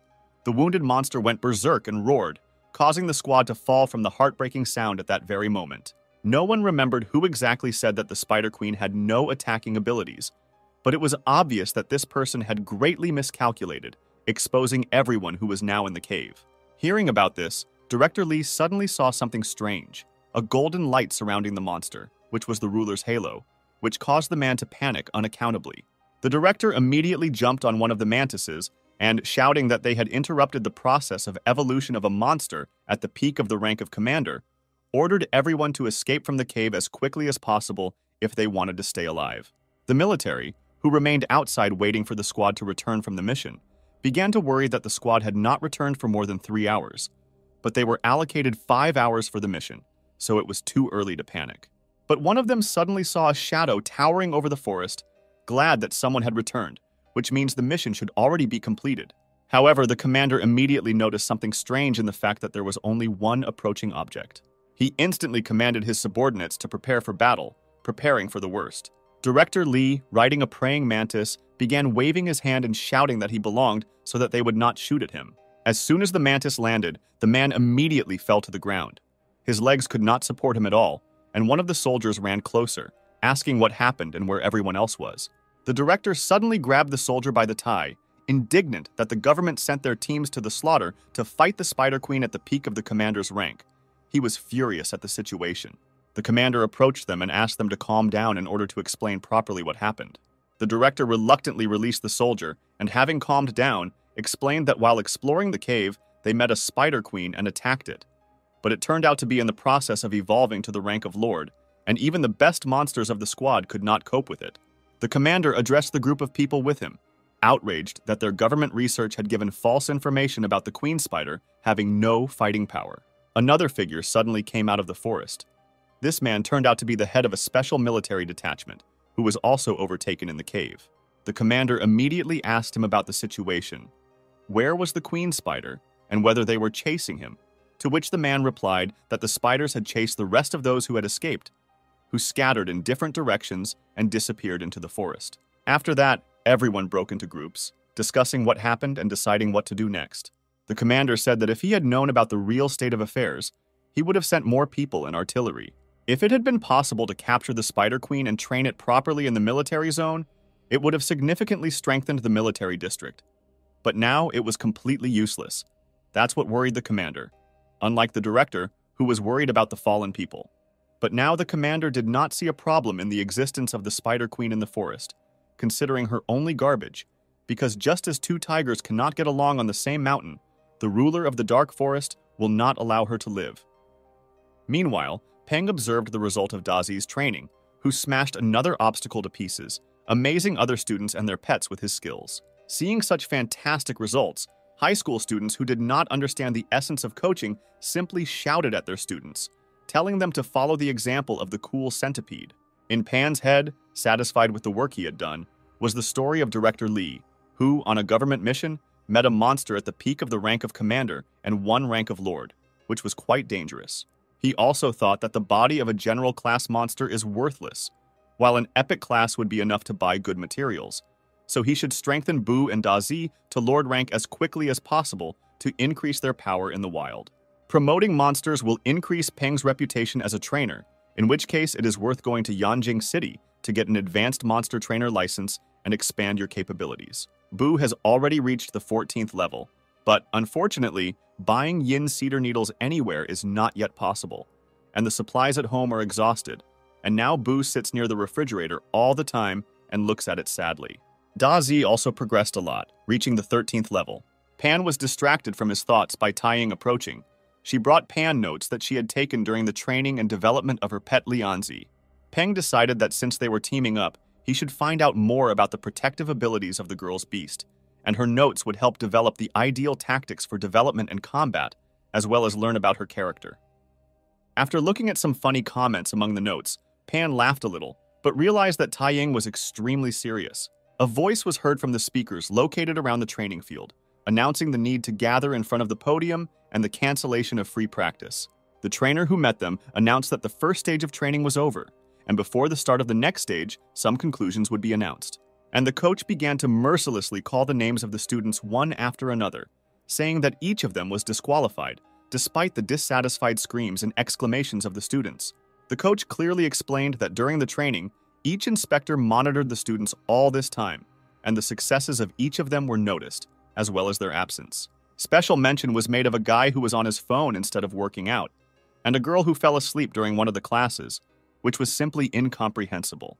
The coach concluded that these students would return to their previous classes starting tomorrow, because if they were so lazy even in basic training, then there was no point in continuing their training as a combat trainer. The remaining students move on to the next stage of training, real combat, during which an absent-minded state can lead to accidents, and in a real battle to death. The students were shocked by his words. Not all of them understood what exactly real combat training was like, and not everyone present was confident in their abilities.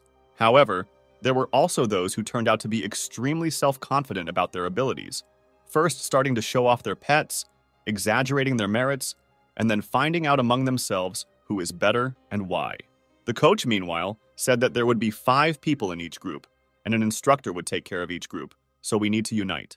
The 2 biggest debaters immediately declared that they would be on Gao Peng's team and began to drive away the other students, putting Peng and Taiying in an awkward position. And only after, when the students began to disperse to other teams, 2 guys deigned to tell Pan that they had long wanted to team up with him, causing him to laugh nervously. The chief instructor, the one who made all the important statements and controlled the training process in general, approached their team. He formally introduced himself, saying that his name was Zhang Bairen, and that he would be in charge of their group's practical training, with a friendly and inviting smile. But it was felt that he was not as simple as he seemed. The next morning, Bu continued to look at the refrigerator with a sad look. He opened and closed the drawer over and over again, apparently hoping that the yin cedar needles would somehow magically appear there. Pan told him that it doesn't work that way and began to watch Bu, because he was very cute and stupid in his demeanor. The guy was only able to be pulled away from this spectacle by a phone call. It was from the Hunters Association. The information provided by the employee was very pleasing, because Peng's order, yin cedar needles, was finally delivered. He only needed to pick up the package from the courier. Peng immediately put on his shoes and left the house, hurrying to get the long-awaited order, which had not been on the market for a long time, which is why Peng even thought about changing Bu's evolution strategy. Leaving the house, the guy immediately met a robot courier who delivered the order. Meanwhile, they were watched by several figures from a dark corner discussing Pan's rather expensive purchase. These were 3 men who followed the robot from the association itself. Their intentions regarding this were not at all pure, as evidenced by the evil grins on their faces. One of them became nervous, asking what would happen if someone found out about their misdeed. But the other man immediately turned him down, saying that only the strongest survive in this world, and hit him on the head to vent his irritation. The 3 of them set out to carry out the plan late at night. They sneaked along the street, discussing whether a rich man could live in such a squalid area as the one with which they are now located. Their proclaimed boss said that this would benefit them, suggesting that the guy had become rich only recently, having previously lived here and not having much income. Already at the entrance, having reached the desired door, they began, in a great hurry, to try to quietly pick the lock in order to get into the apartment. They were not quiet enough, and the door opposite suddenly opened, illuminating the corridor with light. The one who came out of her apartment was Tang Tang. The woman yawned sweetly and asked the men what they were doing here in the middle of the night. They began to very much apologize for the noise and awkwardly make excuses that the light in the entrance did not work, and therefore they could not open the apartment. Tang Tang yawned again and, having accepted such explanations, prepared to return to her room. Suddenly, the closing door was stopped by someone's hand. It was the leader of the gang who asked to let them drink water, making the excuse that his throat was dry. Tang Tang trustingly responded to his request and invited the men to her house. They looked at each other disgustingly, chuckling. Dark thoughts clouded their minds. They thanked and began to ingratiate themselves, asking how they could respond to the woman's kindness. As soon as all 3 of them entered the room, one of the men slammed the door and turned the lock. Tang Tang asked why he did this after noticing the man's strange actions. In response, he rubbed his palms disgustingly and told her that he would not want to disturb the neighbors at this late hour. What he did not expect was the woman's words that his worries were in vain, because the walls were covered with a special soundproofing material, and even a game of dodgeball would not disturb the neighbors. The next thing the men saw horrified them, making them tremble in fear. Behind the woman, from the ceiling, an unusual-looking lizard-like monster with a light blue translucent body began to look at them, and a frightening aura of anger began to emanate from the woman. all three were very frightened by this change, feeling trapped. Then the gang leader pulled out a hidden knife and jumped on the woman, intending to defeat her faster than she started doing anything. He was very angry and scared at the same time. But to his surprise, the knife simply flew out of his hands when Tang Tang parried the blow. Moreover, the man's arm was in great pain, and he was crouched on the floor while the domineering Tang towered over him, looking at him like he was a non-entity. Seeing this picture, the other two also decided to act in revenge for the boss, also involving the captured monster, a small porcupine. The beast jumped from its owner's hands with the intention of attacking, but was grabbed by a monster much larger than itself. Tang Tang's pet instantly swallowed the threat, looking down on the frightened non-entities. The woman patted her pet on the head, expressing her approval of the monster's actions, but complained that he was again eating everything indiscriminately. But Tang Tang didn't expect that these three had another monster, and was attacked by a series of golden bullets. The man was pleased with the attack carried out by his pet and mocked, believing that the arrogant woman was struck down.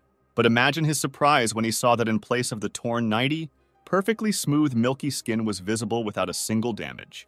The man exclaimed in amazement at the sight of this spectacle and was frightened, because now Tan was really angry. Her gaze screamed that now he would not get out of here alive. Now the men were fully aware that it was not they who locked her up and made her a victim. On the contrary, Tan was the main monster in this apartment. Pan tossed and turned in his room, hearing echoes of heart-rending screams and wondering who couldn't sleep that night. Tan Tan, having had enough of her revenge on this gang, was distracted by a phone call from her father. He needed people right now, and the woman gladly gave the beaten and tied up men under his responsibility. At school training the next morning, it was not easy. Dazi was completely exhausted when faced with a new opponent. Peng was also puzzled by the fact that after many trainings, Dazi could not penetrate someone's armor, and the rest of his teammates were even more amazed at what they saw, because they believed that Peng and his beast could do anything. The tardigrade monster seemed to have impenetrable protection. In addition to the standard summary of characteristics, the system separately highlighted a window with the characteristics of the monster, which had never happened before. Pan even thought about making the tardigrade his third pet. Tardigrades had surprisingly high survivability. They could even survive in space, when exposed to radiation chemistry and at temperatures of more than 200 degrees or below zero. Their defense was also quite strong against anomalous attributes. However, even with all the incredible properties, it was not clear how the tardigrade could work in the same team with Boo and Dazi. Peng would prefer to find a monster that could fly or heal. Pan was distracted from his thoughts by a loud sound coming from the direction of the training field. Lianzi, Taiyan's armored rhinoceros, had just been able to defeat her opponent, and the girl was actively praising her for her work. Peng noticed that Lianzi had become much bolder during training than before. Pan was distracted from observing his successful training by the ringing of his phone in his trouser pocket. The caller turned out to be Director Li, asking if Peng had a free minute today. The man said that he would like to invite Peng to dinner with his friends and introduce them to the guy. The director spoke extremely politely, leaving Peng a little bewildered. The guy suggested that this was due to a recent incident due to which the company suffered greatly. Peng understood that the development of the company at the moment was quite dependent on him, so he agreed to the director's proposal, asking him to pick him up after school. Already in the evening at the meeting, Peng apologized for the disturbance, since it was he who asked to pick him up. But Director Li assured that there was nothing wrong with it, and in any case, he was going to pick up his daughter, who studies with the guy, after school today. The girl, in turn, was indignant that the man came to pick her up at school for only the second time this year, and the first time was on the first day of school, thus indicating that the director is not completely honest now. The director just laughed awkwardly and turned to Peng with a request to help Zhao Yu, his daughter, with her beast. Pan turned to the girl, examining and appraising the beast in her arms, and found it quite interesting, because familiar cats are very rare. Therefore, he agreed, saying that he was in the workshop every weekend and the girl could come by. They arrived at the director's house, and he asked his daughter to leave, because he and Pan needed to go further on their business, which the girl already understood perfectly well from the very beginning. After leaving, she said goodbye contentedly until her next meeting with Gao Peng, her classmate. Pan didn't understand why the director was sending his daughter home if they were just going to see the man's friends, and so he decided to clarify who they were. The director did not answer his question, only saying that Pan would know when they arrived. Already there, Peng looked at the luxurious landscape near the restaurant, made in the southern style and similar to a converted villa in the mountains, thinking that the director's friends were clearly not so simple. Entering the pre-booked private room, the director introduced Peng to the other guests. Song, the woman who is the captain of the Firefly Hunters, returned the greeting in a friendly manner. But Captain Jiang Gu from the team of Heavenly Star Hunters immediately expressed his disappointment, because Li described Mr. Gao as so mysterious and cool, but he brought only a schoolboy. Pan did not appreciate such a comment in his direction, looking around those present and realizing that representatives of teams of monster hunters had gathered here, which could not be a coincidence at all. They all looked down on Pan and with obvious distrust, which was terribly unpleasant. The director tried to smooth out the situation by offering everyone present something to eat. But Jiang Gu was extremely hostile. He didn't like Gao Peng's expression and asked if they had upset the guy. Song told him that Peng was just a child, and he shouldn't treat students like that. Such behavior should be shameful for him. Li got into their argument by saying that he did not warn Pan about who the meeting would be with and did not even think about such an outcome. Jiang Gu turned to Peng, saying that he had been hearing rumors about Mr. Gao for a long time, but had not been able to arrange a meeting with him and get to know him in person. The others supported him, inviting Pan to the table and wanting to take the opportunity to ask the young man's advice while they were drinking, thereby causing confusion in the guy. Director Li apologized out of politeness, handing Peng a glass of wine. Peng felt extremely uncomfortable. He was like a valuable commodity with much more value than the remuneration he received from the director. The guy didn't like this situation at all, but he had to play by the rules set by his interlocutors. After some time, Jiang Gu turned to Gao, and stating that he was an extremely straightforward and vulgar person, drew attention to the fact that Peng was very young, but was rumored to have excellent abilities. So I would like to ask him a few questions. After all, Jiang Gu has long reached a high rank in this matter, but he has already heard a lot about Peng, and some are talking about the guy as a real legend. Peng replied that in this case, it was not him who should be praised, but the examiner Feng, and that if the man had any questions, it would be better to come to the company. The man openly called his answer rude, saying that his friend's friend is also his friend, and friends are needed for mutual assistance, so there is no need to involve the company in this. The others also agreed with his arguments, starting to reproach Pan for considering himself superior to others and brazenly asking for help for personal problems. Pan was extremely outraged by this behavior. This was the last straw before his patience ran out. He had had enough of the contempt of others for today. He left, telling respected commanders that he was just a high school student, a rookie with a lack of experience. Director Li began to apologize for everything that happened and said that he would personally take Peng home, but he refused. Peng called a taxi in advance and did not need the director's help to get home. When Peng left, the others voiced their dissatisfaction, saying that Peng really didn't know anything and was just a joke.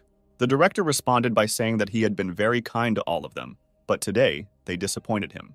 As soon as all the guests returned to the premises, Jiang Gu, who had remained with Li on the street, said that today he had only returned a small favor to him, provoking the guy at his request, assuring that no one would find out from him about what had happened.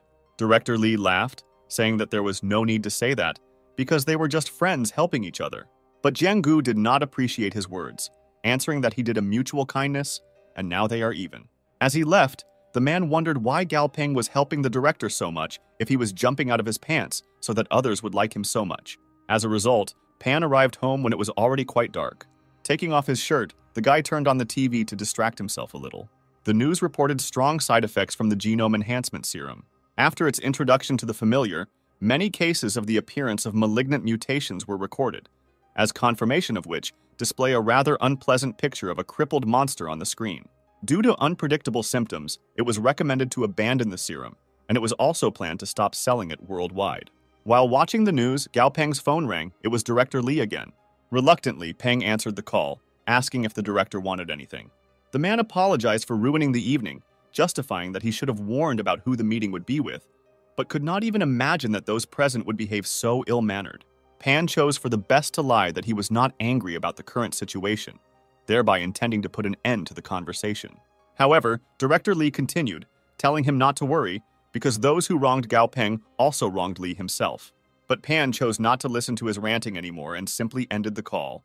Pan was very angry, because those people were not to blame for thinking he was naive, however. Organizing a circus to make him look like an idiot was too much. So Peng came to the idea that he should be more attentive and begin to build up his strength and authority.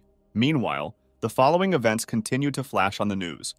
21-year-old Han Ning won the championship and received the title of the first Dog King of Yangchen. This young man was able to develop his beast to the rank of an ideal class commander in 3 years, and he was dubbed the best among the youth. But Peng decided for himself that this would not last long. The very next day, Pan came to his office with Bu and mixed the final composition, giving the pet a new portion of the medicine for evolution. Meanwhile, 3 girls were heading towards his studio, one of whom was the director's daughter. Along the way, they fooled around, discussing Pan and making fun of each other. Already on the spot, Secretary Xuan met them, kindly clarifying whether the girls had a meeting for 3 with Gao Peng. The girls immediately began to clarify in confusion whether it was necessary to sign up in advance and say that they did not know about it, to which Xuan suggested that they clarify now, when Peng would generally be free. Zhao Yu thought about the fact that her father had previously called Gao Peng a genius, but the downside is that with a high level, the price for his services is probably quite high. But because of this, perhaps there are few clients. All thoughts suddenly disappeared when a deafening roar was heard from the workshop. This sound gave me goosebumps, making my heartbeat difficult and forgetting how to breathe. Meanwhile, Bu in the workshop has already shown the world his new look. The monster finally evolved into an epic grade bone monkey, making Pan incredibly happy. Also, after his promotion, Bu unexpectedly acquired a new powerful ability. The Heart of Bloody Threads increased all of Bu's characteristics and could also control the beating of other people's hearts. Pan was very happy about this, because thanks to this ability, Bu's combat power would become much greater. However, now there was a problem of a different kind. Bu's size had become too large, and moving along the street with him would become much more difficult. Peng came out of the workshop and asked Xuan to find something to cover Bu so that he would be less noticeable. But she was too amazed that in such a short time, Peng was able to increase the familiar to epic rank. Zhao Yu, who noticed the guy, greeted him, calling him Uncle Gao, who recognized her as Director Li's daughter. Peng realized that the old fox was afraid that Peng would not make contact, so he was using his daughter. But more than that, Pan was interested in the familiar of the girl's friend. Obviously, in the new conditions, the jellyfish mistook the air for the sea and adapted, a very interesting solution. Zhao Yu turned to Uncle Gao, asking him to examine her familiar. But the guy asked to stop calling him that. It was too unusual, especially considering that they were the same age. Further, Pan explained in the usual manner the algorithm of work, that first there is payment for the service, which for her familiar, an elite mint cat, should cost 60 credits. He decided that there was no point in being biased towards the girl, because she does not know about the machinations of her father. Therefore, Peng said that for the sake of Director Li, Zhao Yu's father, he would pay for the materials himself, for which the girl was immensely grateful to him. And then, not seeing the pet, he asked where he was, to which the girl was confused and began to look around in a daze, not understanding where he could have gone. Her friend reported that the cat was hiding in the corner, most likely scared of the bone monkey, which was true. Noticing that the owner was looking for him, the cat immediately rushed into her arms in tears, in search of protection and consolation. Zhao Yu happily consoled him, saying that there was nothing to worry about. Pan, meanwhile, asked the owner of the jellyfish familiar where she bought it. He had never seen anything like it before, and he became interested. The girl explained that in fact this jellyfish is just a pet that she uses as a wallet, because they can send anything into subspace. She demonstrated the pet's abilities by handing him a phone that instantly disappeared. The girl also added that floating jellyfish are a specialty of Pengchen City, and recently they have been sold in large quantities on Wugu Shopping Street. What she said interested Pan even more. The spatial beast seemed like something quite useful. That is why Peng went to the place indicated by the girl at the first opportunity. Jellyfish were actually sold here. They interested and delighted passers-by with their appearance, inviting them to buy. Pan immediately asked the seller to show him the floating jellyfish, to which he instantly showed him one of the presented ones. However, this is not exactly what Peng had in mind, and explained to the seller that he wanted to see all the jellyfish so that he could choose himself. Pan, at his request, was led to the warehouse to the aquarium, where all the available jellyfish were displayed. The database kindly explained that floating jellyfish evolved from ordinary sea jellyfish and were modified by the effects of cosmic energy, settling and thriving in their territory. However, being victims of predatory animals, they almost became extinct. Peng remarked that they were probably the most pathetic dimensional beast species, to which the seller replied that they really didn't have any skills other than levitation and dimensional pocketing. Pan began to look at the available monsters and noticed that they were all not much different from ordinary jellyfish. However, one jellyfish clearly stood out, different from all the others. It strangely looked hyperactive. Pan said that he wanted to buy this particular jellyfish among all the others. The seller highlighted its selectivity, saying that it was a rare mutated species of floating jellyfish, an ideal class floating jellyfish king with speed ability, worth 100 credits. Pan noticed that what he said was absolute nonsense and set a price of 50 credits. The seller immediately happily agreed. It became very obvious that even this price was quite high, and yet Peng still won, because he saw the real characteristics. This hyperactive jellyfish had 2 attributes and an advanced class. Peng had already seen what kind of team of pets he would make. While the jellyfish was tied up so that it would not fly away, it resembled a balloon, which Peng directly stated, giving her the appropriate name, Chunba. Arriving home, Peng immediately introduced the new family member to Dazi, to which he showed a far from happy reaction. The pet ran away into another room with dissatisfaction, slamming the door. Pan didn't understand his reaction, but made the assumption that he was jealous. However, this was not the reaction Pan expected, and he did not like it. Peng immediately played his trump cards. Knowing his familiar very well, he began to talk about specially purchased dried insects and poisonous swordworms, so dearly loved by Dazi, as well as expensive materials for level advancement. Succumbed to these sweet words, Dazi quickly came out of his hiding place, salivating from the description of his favorite treats especially for him. But instead of the promised goodies, Dazi received only a scolding for his ugly behavior. While the two were making out, Bu and Chunba were quietly interacting with each other, seeming to have found a common language with each other. Peng took revenge on Dazi for disobedience and bickering, and with a sense of accomplishment, returned to Chunba. Pan intended to conclude a contract with the jellyfish right now, because while his level was not so high, it would be easy to do this, which he was going to take advantage of. Medusa seemed frightened by his actions, not understanding what the guy was going to do. Peng, meanwhile, examined Chunba's mind space, which was smaller than Dazi's, but at the same time more timid and restless, and his mind was still too unstable. In the end, Peng decided for himself that if he signed a contract right now, he would feel like a kidnapper of a child. So he decided to put it aside, and for now start spending more time with Chunba so that he began to trust him. Peng thought the best solution for this would be to take Chunba with him to school tomorrow. When they met, Mu reacted rather strangely to him. She seemed puzzled, and not only Mu, all the other students also did not understand what had happened, believing that for some reason, Peng put an extremely ugly hat on his head. However, the hat was actually Chunba, his new pet, as he demonstrated by retrieving a bottle of water from subspace. Peng explained to Mu that this was a floating jellyfish, an animal with spatial abilities. The girl said that she had heard about them, but quickly changed the topic to the upcoming training match, asking if Pan had already seen their today's opponent. Peng shared his thoughts that the purple scorpion really looks threatening, and it looks like it won't be an easy fight. Mu asked whether Peng would fight first today as usual. From the side, there were whispers from other students that it seemed that the points for the first victory of the day would again go to Gao Peng today. This was not the first time this happened, so Peng decided that this time he would give in to others, which he openly stated in front of other students. Many were scared, but one of the students was happy about this turn of events and decided to take advantage of the chance by asking to speak first. Peng was wary because this disciple had a rooster dragon familiar, which was the only advanced class monster here, not counting Dazi, that could give a decent fight to the purple scorpion. Peng wanted to clarify whether Dazi was prepared to carefully observe this fight when he noticed that his familiar was looking in a completely different direction, drooling profusely at possible prey. The guy immediately returned the pet to reality, reminding him of the importance of observing the upcoming enemy. The instructor waved a red flag, signaling the start of the fight. The purple scorpion and dragon rooster immediately gathered, capturing everyone's attention and ready to start fighting at any moment. The dragon rooster decided to attack first, soaring into the sky to strike the enemy from above. However, due to carelessness, Thoth was grabbed by the scorpion's claw after a failed attack. The instructor told the owner of the dragon rooster that he could be glad that the scorpion had no poison. Otherwise, his familiar would already be dead after being hit by the sting. In addition, the rooster equal sign dragon is strong enough that the scorpion can only pierce a muscle with its sting, and a hit to the pectoral muscles is not so fatal as to cause much damage. After this, the dragon rooster pecked his opponent with impressive force. His master was already rejoicing in victory, exulting after the seemingly devastating attack. However, Pan saw much more and understood that this was not the end of the battle.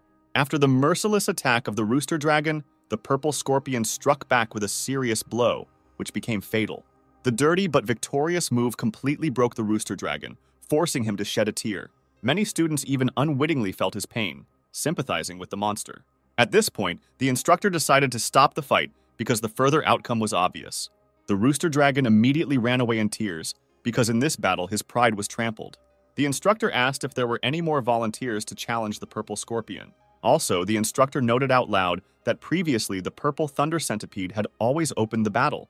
But some were unhappy with this, underestimating the enemy. Now the students had no objections. They themselves suggested that those with higher grades should move forward. The instructor turned to Peng, asking his opinion on this matter. Peng did not refuse, again taking the first battle on himself and Dazi. As soon as Dazi crawled into the cage and took a fighting stance, the fight began. Mu asked Pan's opinion about the upcoming battle, because the purple scorpion had demonstrated overwhelming power, with which the guy mentally agreed, at the same time deciding that the monster's weakness probably lay in its clumsiness. However, right now, even though he was very nervous, Peng could only believe in Dazi and his victory. The first attack of the scorpion was strong and swift, however. Dazi quickly dodged it, avoiding serious injury. Mu commented approvingly of his actions while Peng stood with an impassive face. Having missed one of the attacks, which did not cause much damage, the centipede attacked with its tail in a sweeping manner, forcing the scorpion to fly to the side. The next, rather strong blow again hit the purple scorpion. Peng's teammates cheered as they watched Dazi gain the upper hand. After that, Dazi grabbed the scorpion, causing serious injury, and it could no longer move. The fight came to an end, leaving victory for the centipede. Peng and Chunba cheered, supporting Dazi's victory, very proud of him. After the battle, Mu was delighted with Peng's stamina and endurance, because according to her, he didn't even raise an eyebrow despite the fact that Dazi was in such danger. Pan pretended that this was the plan, but in fact he was so nervous and worried about his pet that he even began to sweat. The instructor, meanwhile, drew Peng's attention to himself, asking him to calm down Dazi. The man complained that they didn't have many monsters to train on, so they couldn't let the centipede eat the scorpion it had defeated. Dazi, meanwhile, enjoyed his prey, methodically tearing off a piece of the flesh of the defeated enemy, drenched in a bright green liquid that served him as something like blood. Seeing this sight, the disciples began to whisper again, worrying that Dazi, judging by his wild behavior, was not completely tamed, which means that everyone who is here could be in great danger. But following the instructions of the instructor, Peng called Dazi to him despite the latter's extreme dissatisfaction. The centipede immediately ran to its owner past the crowd that parted in front of him out of fear. Peng took a handkerchief from his pocket and immediately began to wipe his pet, together with Chunba, who was helping him in this matter, saying that he should not eat anything and scare those around him, especially since dried insects are much tastier and more nutritious. There were also dissatisfied people with these words and began to be indignant that no one had scared them, and Peng was too arrogant. Mu advised Peng not to worry about this, saying that this little thing was simply afraid of Dazi's incredible power. Pan, in turn, noticed that now they were all fighting monsters in cages under the protection of instructors and silver moonwolves. He addressed the students, asking what would happen when they encountered monsters in the wild. The rest began to actively resent his statement that with such thinking one should not become combat trainers if life is precious. The brewing argument was interrupted by the instructor with just one clap of his hands, saying that Pan was right. He also said that while everyone is gathered, important information needs to be conveyed, because everyone here has completed the basic training course, and starting tomorrow, they can apply to be sent to the training base. Already there, everyone will be trained during the week for which the school has approved study leave for the participants. Many were delighted that after so much training, the time had finally come for real battles, while others were worried, considering themselves insufficiently prepared. Peng considered being in an unknown territory training base to be a great opportunity. Some people had a question about payment, because not everyone could immediately make a contribution of 5 credits, especially since nothing had been said about this before. The instructor replied that in this case, you could refuse the trip or go to a private field training base in the wild. Even then, many agreed that 5 credits was a very favorable price, because going to a private area usually costs from 20 credits for a week, and that's just for the entrance, and you also need props and equipment. It was also possible to sign a contract with the military alliance to serve for the next 8 years after school, in which case they would cover all the costs of training. Thus, thanks to the ability to choose average pay or sign a contract, the army gained its power, which was quite smart. The instructor also warned that when registering to participate, death insurance is mandatory. This was the end of the instructor's speech, after which Peng and Mu were able to bump fists, declaring themselves a team for further testing. Soon, a camouflage-painted SUV was taking everyone who agreed to the training base area. Everyone made noise during the road, joyfully discussing the changing views outside the window. At some point, the car hit a rock, rocking violently and alarming the passengers. The driver turned to them to apologize for this mistake, but his smile made it very clear that he did it on purpose to keep everyone quiet. Peng sighed, remembering that he wanted to go see Tang Tang this morning, but she didn't respond to the knock on the door and also didn't answer the phone. He just hoped that she was okay. The guy also thought that this might be connected with a secret that Tan still couldn't reveal to him.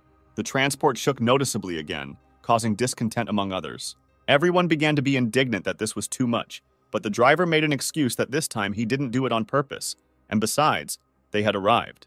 Already on the spot, they were all gathered to explain that the local mountain valley is a training base. Therefore, every centimeter of this valley is protected, and only monsters of ordinary and elite rank are present here. Each was given a wristwatch with a GPS receiver and an emergency call button, and the student's task was to survive in this place for a week. Once training in natural conditions begins, it will no longer be possible to retreat, because this will be equated to desertion. It was also explained that there are safe houses in the valley, shelters made of special steel, through which only monsters of a rank higher than the commander can break through, and that the houses have some food supplies. Thanks to these conditions, it was possible to survive in the forest for these 7 days. After this speech, everyone split into teams and set off, wanting to quickly find shelter or show that they were worth something. Without saying anything, Peng and Mu nodded to each other, indicating that they would move on together, as previously agreed. The instructor started shouting into the loudspeaker for the students to hurry up. He also said that if someone does get eaten by the monster, that person will be found using the GPS signal and will take revenge, as if this could console someone. However, many considered it best to listen to the man and hurry up. Mu approached Peng, wondering what he was so passionate about that he froze in place. The guy drew her attention to the bird. It was a rain sparrow. Representatives of its species love wet places with water and are very sensitive to rain. Mu recalled that in cities these birds are kept in meteorological towers, and they also have a weak attack, but high speed. Peng noticed that it is much better to watch monsters in the wild, and that, in contrast to the monotony of the city, this place can be compared to a nature reserve.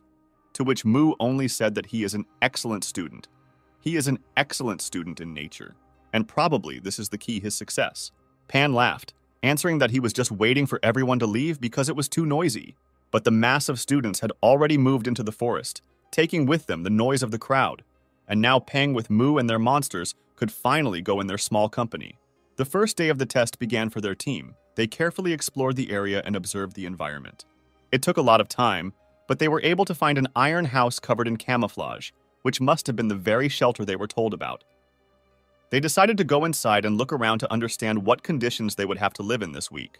The house consisted of one small room with a small number of beds, which was apparently intended to divide the students into smaller groups. This was justified because there are no commander rank monsters in the valley, and if you unite in large teams, training will be pointless. On each bed in the room, there were 10 bottles of water and 5 boxes of biscuits, which was enough food for a week if you saved it. Mu showed Peng a protective suit that she found in the house, apparently designed to protect against dangerous creatures like the poisonous mutated mosquitoes that live here. But Pan, looking at such splendor, decided that he would rather use special repellent herbs than put it on himself. The guy suggested exploring the surrounding area and looking for prey, because he didn't want to eat only tasteless biscuits for the next week.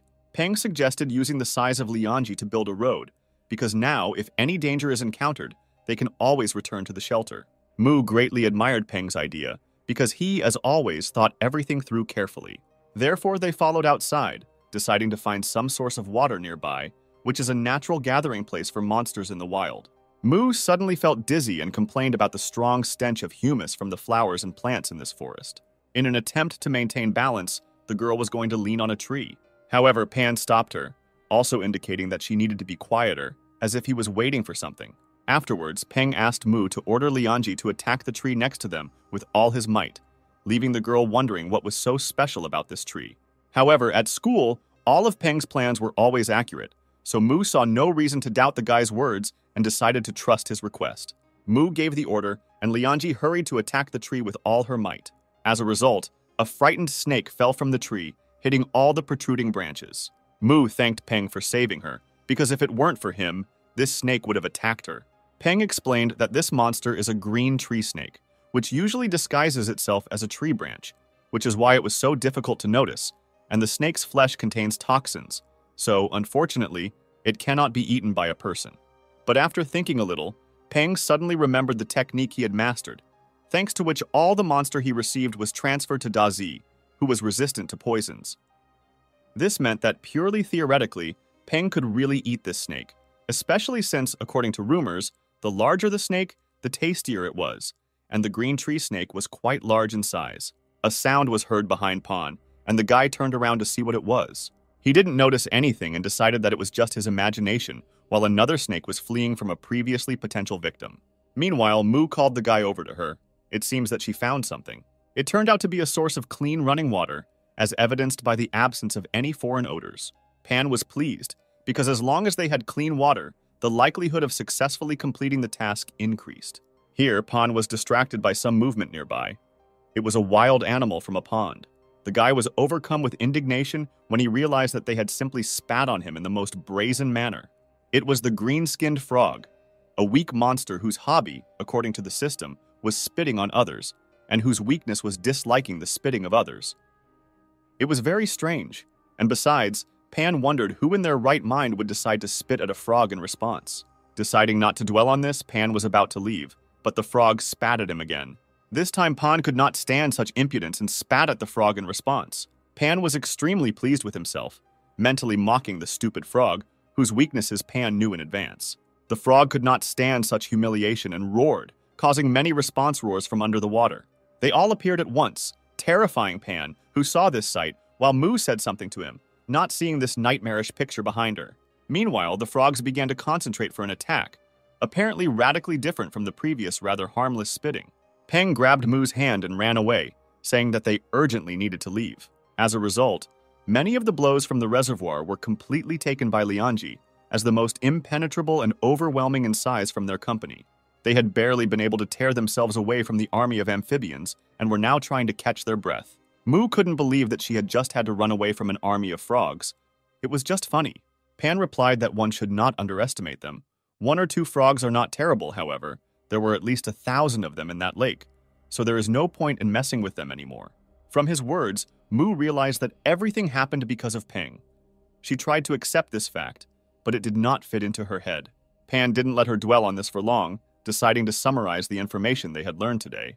According to their observations, in the north behind the forest, there was a frog lake. In the west, there was a path to the gate without dangerous monsters. In the south, there was a dense jungle with traces of a large predator. And in the east, there was a small slope leading to a spacious meadow with traces of herbivores. Mu suggested continuing to explore the area until it got dark. However, Peng enthusiastically stated that it would be better to go back to the shelter and eat instead now, causing both Mu and Lianji to be puzzled and Dazi to be happy. Noticing the lack of reciprocal joy from Mu, Peng advised her to relax, because if you work too hard on the first day, you will have no strength left for tomorrow. Mu said that in that case they should look for food, but Peng objected. He introduced the previously caught green tree snake to the girl's attention, which she was not at all happy about, but Peng added that he also had seasonings: mint cloves, golden nutmeg, blue-black grass, and some secret spice. Mu was sincerely perplexed when Peng managed to collect all this and where he kept it all. As it turned out, he had prepared in advance, knowing that they would have to survive in the wild. While they were talking and deciding what to do next, they were watched by cameras placed throughout the base. Inside the headquarters, vigorous activity was in full swing. Notes and conversations were being made about the results and failures of students. In particular, Peng's gaze, whom Zhang Bai had previously described as a capable coach, attracted his attention. Some laughed at Gao Peng's escape from the frogs, but admired his finding of food, which could be attributed to his ability to survive. The chief instructor stated that they were thinking narrowly because Peng had a very short training period. The man noticed that Gao Peng's use of terrain, wilderness survival skills, need to surrender, and overall efficiency surpassed that of most other teams, so the instructor ordered the focus to be focused on this student. Peng and Mu with their pets, meanwhile, had already returned to their shelter. However, an unpleasant surprise awaited them here, which they did not expect. The door to the shelter was locked from the inside, and Mu was unable to open it. The girl began to actively knock, asking to open the door to the shelter for her and Pan. However, the students inside refused, saying that they had taken over this shelter and the two of them would have to find another one. Mu was upset, but understood the position of the students. They didn't care who was the first to take the shelter, Gao and Mu were to blame for the fact that they came across such selfish people. Peng tried to appeal to the teenagers, saying that it would soon get dark and dangerous outside, and he and Mu wouldn't even mind sleeping on the floor. Besides, there were only two of them. The next answer was the same rude refusal. They were told to leave and look for another shelter, making the excuse that this house was too small. Mu was very angry with this answer and wanted to express everything, but Peng stopped her. He told the girl that there was no point in arguing with such people, and that in the future, someone would definitely teach them a lesson. Mu had no choice but to agree with his words. The girl turned around to leave, but for some reason Pan, on the contrary, walked closer to the shelter. Mu was surprised by Peng's subsequent actions. She did not expect such a move from him. The guy simply took and tied the door handles of the shelter with a chain, closing the entrance from the outside, which in the future will not allow the door to be unlocked from the inside, which means leaving locked. While Pan was contently rubbing his hands, looking at the work done, Mu asked where he even got this chain. Peng explained that he found a chain in the shelter. It was lying next to the table, most likely to strengthen the doors and increase the security of the shelter, and Peng put it in his backpack before leaving. The observers who had seen the entire incident through the cameras laughed heartily at the headquarters, saying that these two disciples were too good. Someone even called them little devils, while the chief instructor noticed that Gao Peng was actually very cunning. One of those present realized for himself that Gao Peng was much stronger than ordinary students. One could only wonder whether his strength and ingenuity would help him survive the next night without shelter in the wild, where so many monsters live. Meanwhile, Mu, Peng, and their pets still hoped to find shelter for themselves and went deeper into the forest. They did not notice that a wild monster was following and watching them from the shadows of the trees. After a while, Mu and Peng realized with regret that they would have to spend the night in the open air, because it was no longer safe to continue looking for something. Suddenly, Pan discovered nearby a tall trunk of a massive tree, the branches of which were at a height of 4 meters from the ground, which created excellent conditions for spending the night. They had the opportunity to build themselves a simple shelter. Lianji began hitting nearby trees to knock down as many branches as possible. After this, Peng began to make a comfortable place to sleep on that same huge tree from the extracted materials. After some time, the bed was ready, which everyone was immensely happy about. Mu exhaled with relief because she could finally rest. While she was thinking about this, Peng had already managed to lie down and fall asleep, quickly and soundly, and Lianji and Dazi also followed his example. Without thinking twice, Mu took a blanket from her bag and also went to bed. Meanwhile, they were being secretly watched from behind the dense foliage of the forest. It was Tang Tang. She was not complaining about the negligence of her nephew and his team, because they fell asleep at night in the middle of the forest, without even leaving a guard on duty. Suddenly, she was distracted by some quick, subtle movement from the side. Tan didn't even have time to see the source of the movement. It was moving so fast it made the woman tense. After a while, Tan realized that the moving figure was the Shadow Panther, rushing through the trees. Hiding, the woman thought that this monster was not too strong, and given Pan's current skills, this should not be a problem for him. Meanwhile, the panther accelerated, and releasing its claws and baring its fangs, set its sights on the team's shelter. She was almost there when suddenly Lianji caught the sound of her movements and sent out a distress signal, prompting the others to wake up too, because they were about to be attacked. Before Mu had time to wake up and understand what was happening, she was already astride her pet, with the wary Peng and Dazi next to them, ready to fight back at any moment. On the contrary, red eyes sparkling from the darkness, a panther settled on a branch, in which Mu recognized a monster of the shadow attribute. The girl could not determine the type and strength of the monster, but she also understood that a shadow attribute monster feels like a fish out of water at night. So Mu asked Peng what would be better to fight or just run away. But Mu didn't know that Peng had a system that allowed him to accurately determine the 15th level and overall class of the Shadow Panther. The guy reasoned that running away meant exposing his back to the beast, which would only anger him even more. While he was reasoning, the panther took off and rushed straight at the guy, but he didn't even move. At Peng's command, Dazi appeared between him and the wild beast to protect his master. Dazi dodged the enemy attack that was directed at him. After literally seconds and a few more dodges, having adjusted the moment, Dazi launched a retaliatory attack with the power of an electric charge, after which he bit through the enemy's body until it bled. Peng supported his pet from the side, analyzing that thanks to the electric attribute, Dazi paralyzed the enemy and reduced his speed. All this was the result of their intense training, thanks to which Dazi could now handle even a monster of a higher level. After a crushing blow, the panther fought back and jumped a decent distance to the side, thereby running away from subsequent blows, wounded and angry. But suddenly something made her tremble with fear, making her greatly regret the place she had chosen to land. The snake-like monster that emerged from the darkness and wrapped itself around a tree trunk was many times more dangerous and terrifying. Its glowing golden eyes were seriously frightening. The huge, creepy monster opened its fanged mouth, clearly expressing its intentions. Peng and Dazi, like the panther, froze in horror, trying to comprehend what they saw. Just a moment, and the shadow panther was eaten by a terrifying snake, and Pan and his team immediately rushed away, not remembering themselves from fear. The monster saw perfectly well how they were running away on Lianji, but did not chase them. Instead, the snake turned around and began methodically destroying nearby tree branches. Tang Tang still watched. She saw everything that happened, but realizing that Peng was no longer in danger, she considered it inappropriate to engage in a noisy fight with a snake that had adapted to the area. The battle could reveal the woman's location. Having come to certain conclusions, Tan considered it best to leave her place.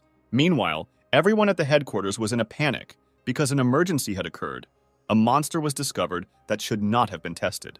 But Instructor Chen ordered that no action be taken, arguing that giant anacondas usually have a calm character and do not attack without reason, which means this could serve as a good test for students. The commander agreed with him, considering his reasoning logical, and gave the order to the Burkut team to be ready to move in case the emergency button was activated. The next morning, as soon as everyone had time to wake up, Pan announced the need to return to the place of the previous night, because when they ran away, they were in a hurry and left a lot of useful things. Mu was not at all delighted with this idea, because they could not be sure that the anaconda had crawled to another place. Moreover, its weak points and methods of attack were unknown, which means the idea was extremely dangerous and reckless. But Pan objected, saying that the unknown is the main reason for returning, because data about the monster is the main strength of the trainer, and in the future it can save lives. Such dark thoughts often visited Pan, because they live in quite alarming times. Peng also drew Mu's attention to the fact that if they stay in safe zones all the time, they will only become weaker from time to time. Mu had no choice but to agree with Pan and run after him, catching up. Looking at the debris left after the anaconda's rampage, Mu lamented that their team could have suffered the same fate as the trees if they had not managed to escape. Looking around, Pan suddenly noticed out of the corner of his eye something standing out in the stump of a once strong tree. Coming closer, Pan could not believe his eyes. He looked at the huge white crystal in the rubble and read the characteristics of the system. The item turned out to be a woody space heart, a material with a space attribute, which is the main component for the development of a floating jellyfish, information about which is not on the market, which means no one knows how to find this material.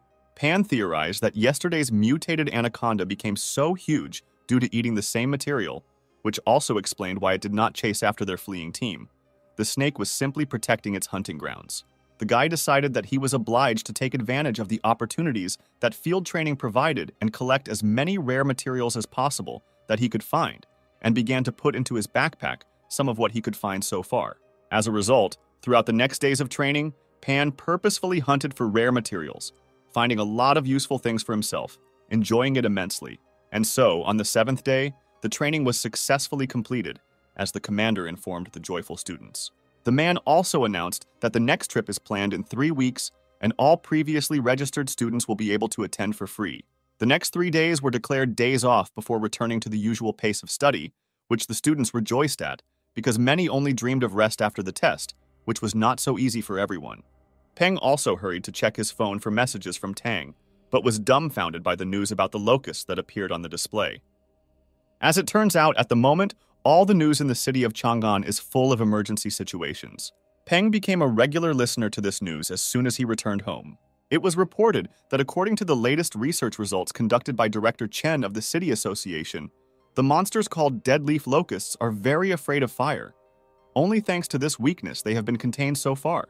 According to experts, there are hundreds of millions of locusts in the swarm, each of which reaches a length of at least 30 centimeters. Peng watched the news report with gloomy thoughts. He knew that things were bad. The guy was distracted from his thoughts by a call from Chairman Feng, whose research was recently reported on the news.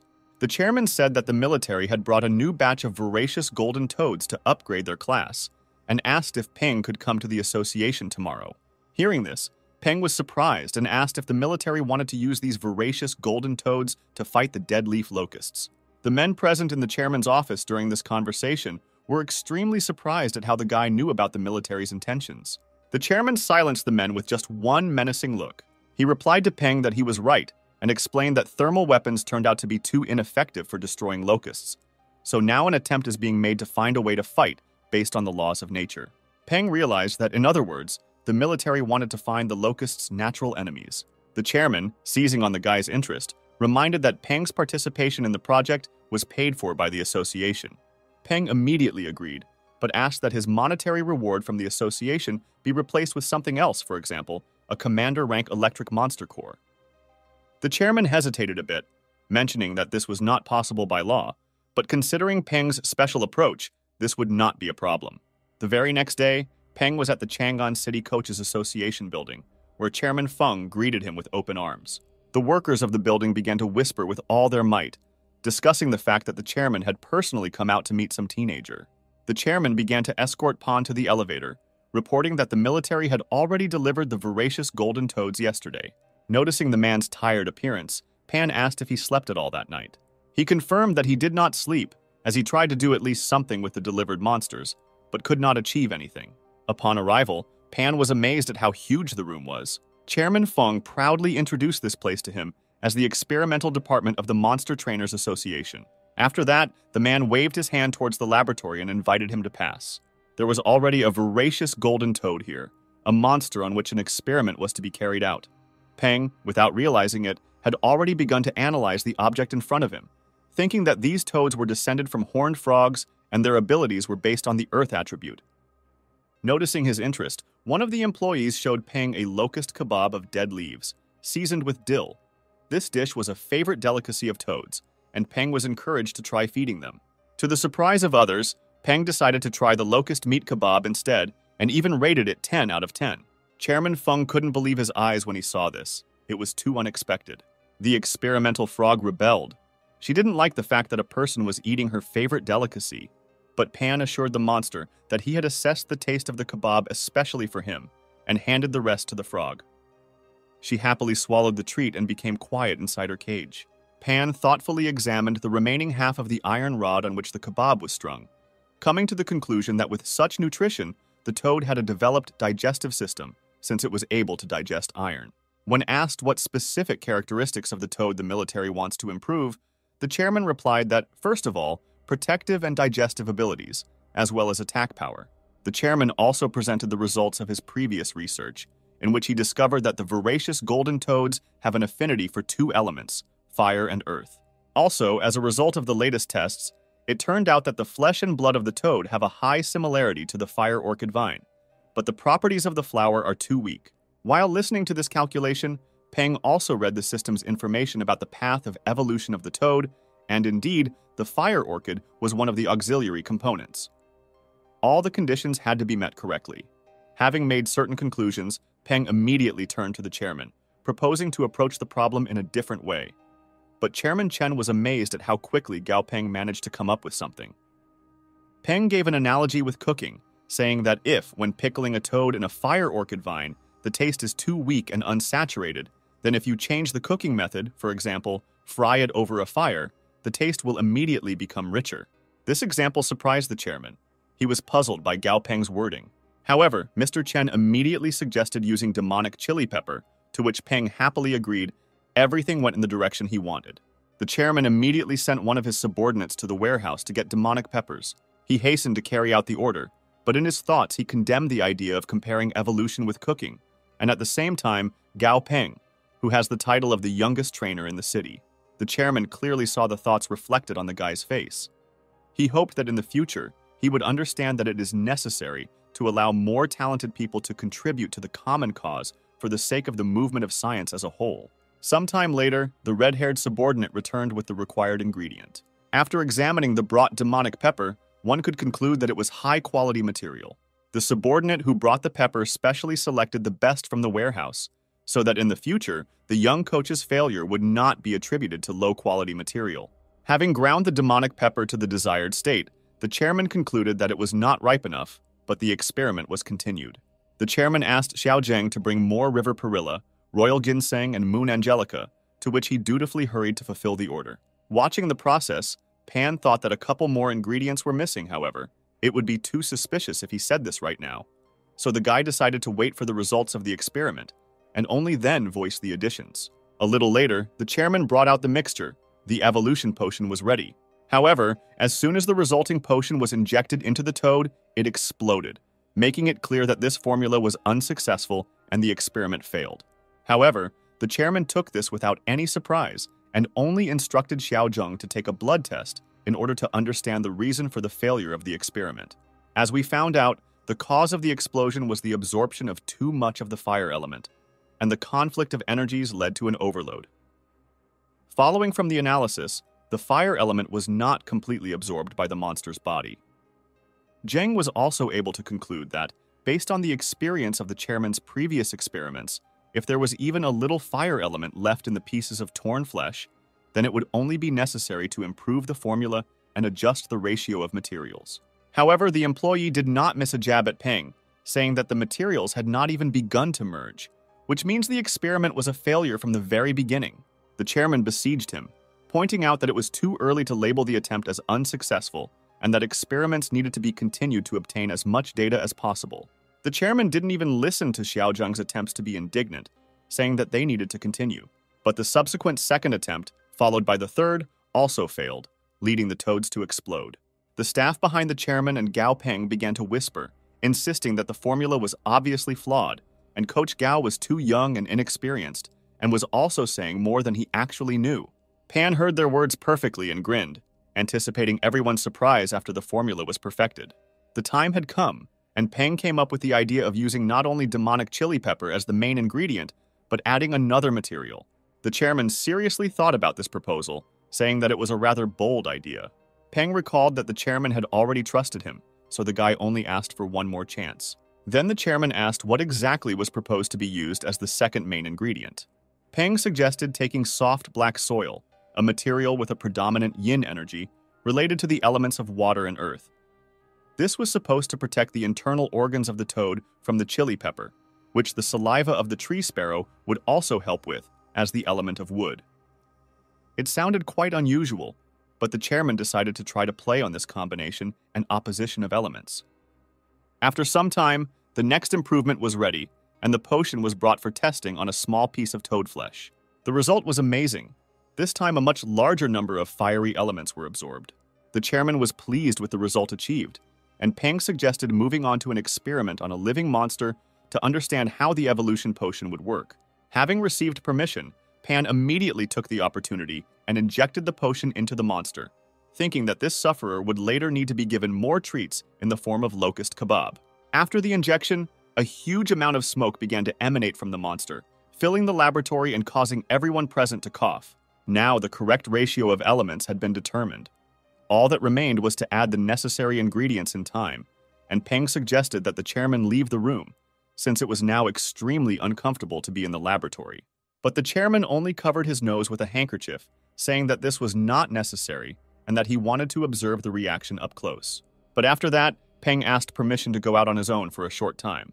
The guy wanted to catch his breath from the smoke because the demonic chili pepper turned out to be really strong. Now, Peng could only behave in such a way that no one would understand that he knew the recipe for the evolution potion from the very beginning. And besides, Peng only made some edits. The rest of the experiment was done by the chairman. At some point, the laboratory door opened and a man ran out, followed by red smoke. This must have signaled a successful end to the experiment on the toad. The evolved monster became larger and now had a rich red color. Xiao Zheng also rejoiced. They all finally completed the job successfully and received the dual attribute of earth and fire. But while the others were rejoicing, Pan studied the data of the resulting monster, and unfortunately, it only possessed the fire attribute. But this was the best possible result in the rush. Later, military men with guns and tanks gathered on the battlefield of the Northern Front and were preparing for battle. Literally a few minutes, and an armada of locusts appeared on the horizon, which they have been trying with all their might to get rid of for several days now. They began firing phosphorus charges from the cannons. This was the most effective remedy against monsters that were unstable to the fire element. The incendiary ammunition had an effect. The monsters began to ignite in the air. However, it turned out that this was not enough, and the horde of locusts began to create a sand hurricane again.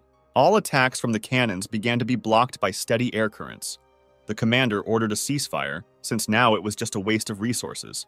The military was confused about what to do next under the current circumstances, but it was impossible to let the locusts of dead leaves get through to civilians, so it was ordered to start shooting from machine guns so that each soldier would kill at least one monster.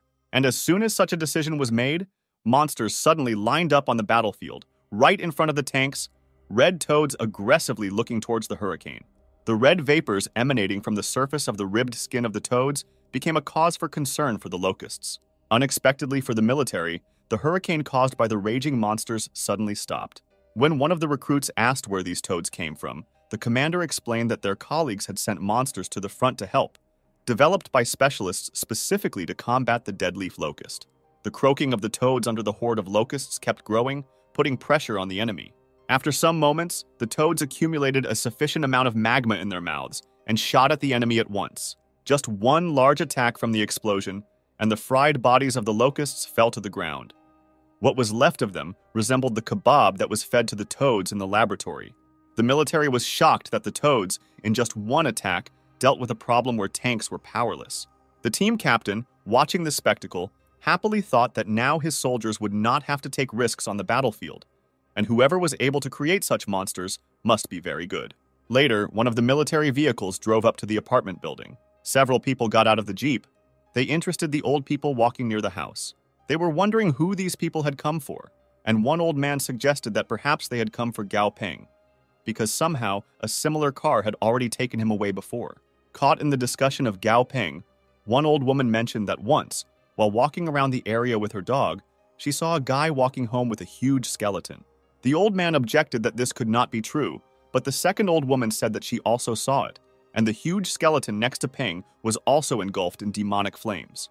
Then, they decided to contact an elderly woman whose apartment is located directly below Gao Peng's apartment. She, with a sweet smile, explained that this is one of the guy's monsters and only looks scary, but in fact helps people, just like her pet. A woman was doing embroidery sitting on a bench and asked her spider monster to thread a needle. He happily helped the hostess and handed back the needle with the thread threaded through it. The old man noticed that this spider was very capable, however. He had never heard a woman call his name.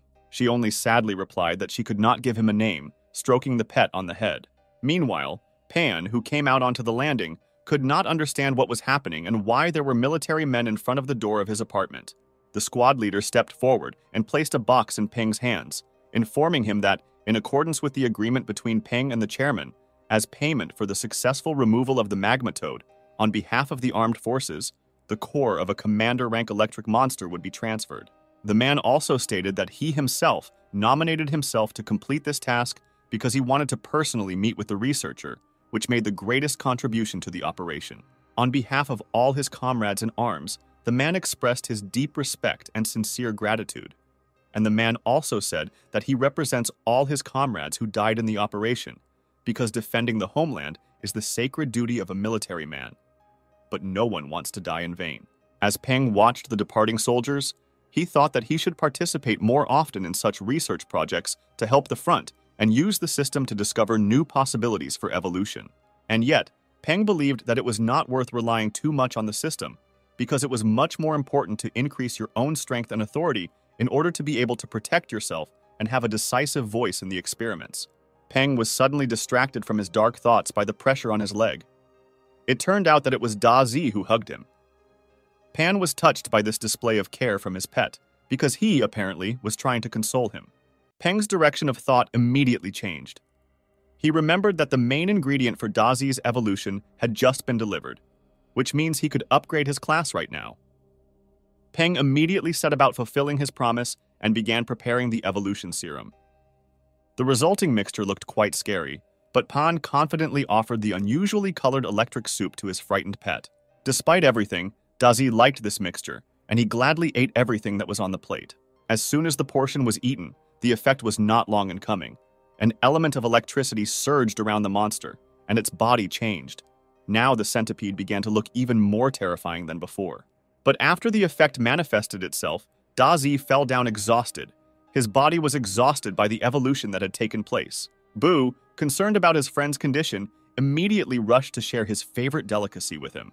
But Peng stopped him, telling him that Dazi should rest now.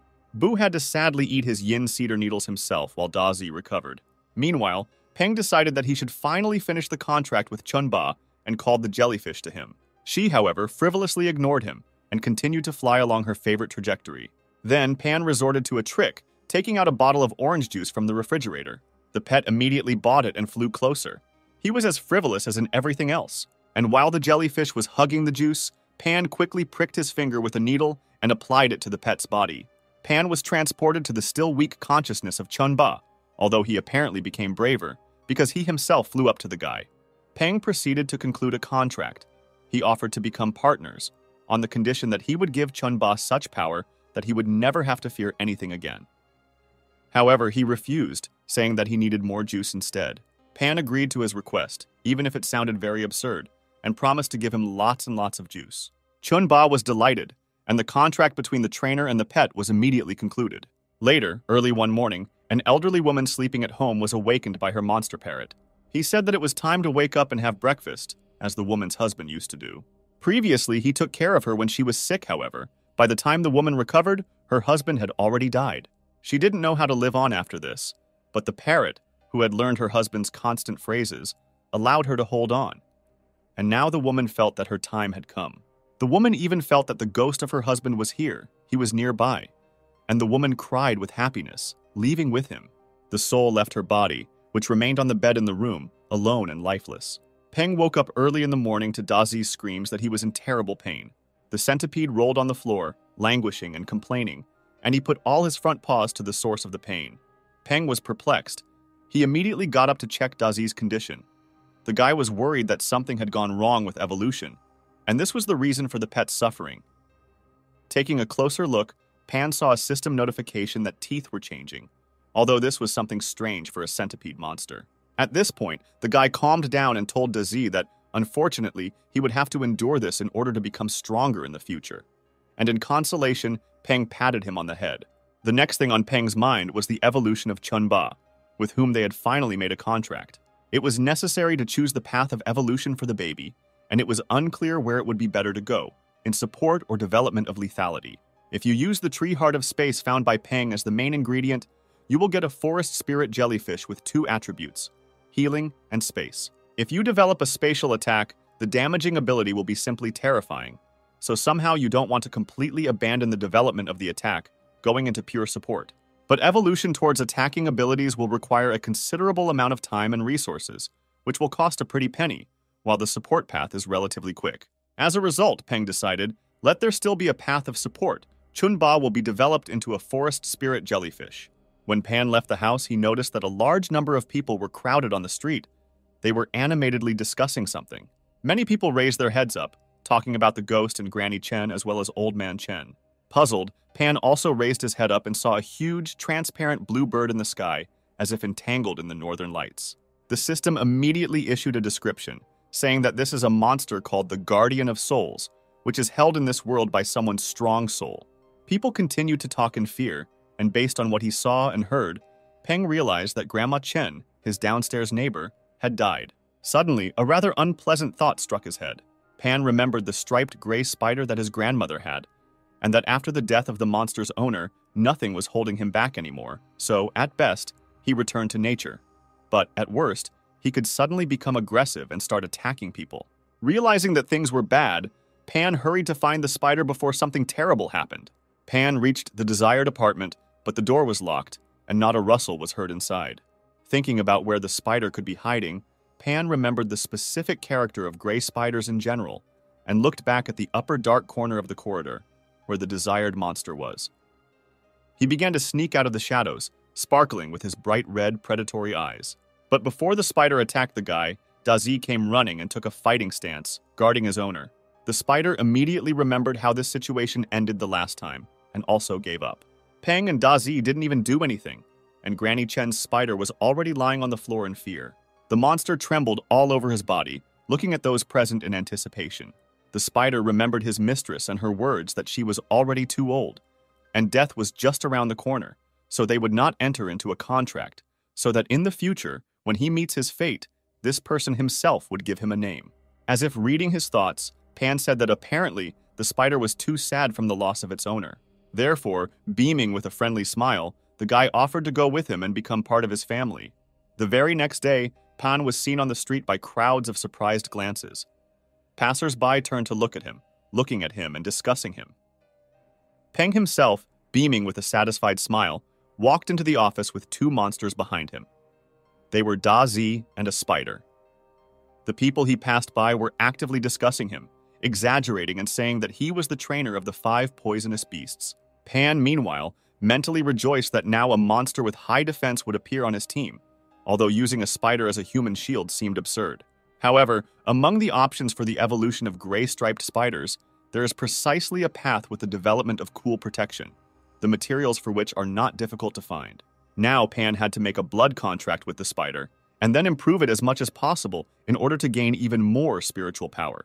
Given the spiritual power gained from making contracts and the evolutions of Da Zi and Chun Ba, Peng hoped that he would soon have enough strength to make a contract with Bu. Now Peng is a little further than he hurried earlier with the evolution of Bu, because although the improvement was pleasant, now he has to accumulate too much spiritual energy.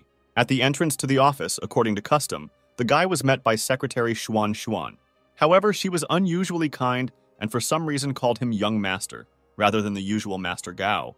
Suddenly, the mercy suddenly changed to righteous anger, and Xuan spoke indignantly about the many clients who had to be refused an appointment, because Peng had not appeared at the company for quite a long time, and besides, he did not even answer calls.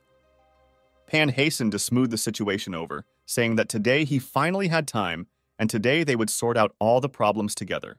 But first, Peng handed Xuan a list of materials that he needed in the laboratory right now. Xuan only indignantly snatched the paper from his hands and walked towards the warehouse without saying anything.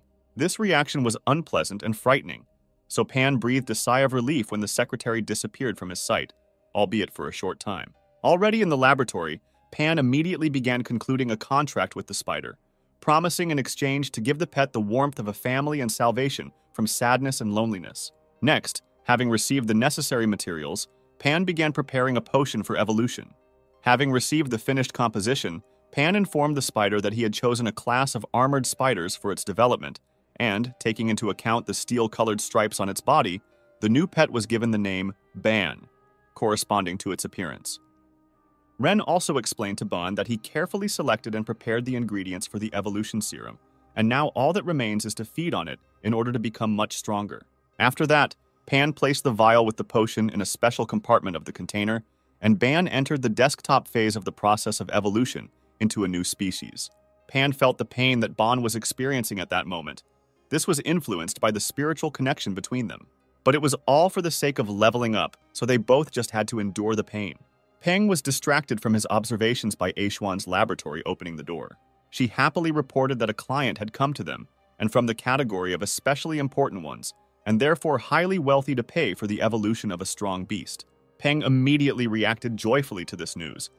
After all, their family has expanded, which means it's time to earn more money to support it. Upon returning to the office, Pan found the client there, a stately man in a light business suit, with a security guard and a monster of commander rank. Taking care of the client himself, Peng asked Xuan to look after the process of the spider's evolution for now, explaining that at some point it would be necessary to add. The handsome man introduced himself as Lu Si, the owner of a small botanical garden, unfortunately destroyed by terrifying devil spiders, the renovation of which had not yet been completed.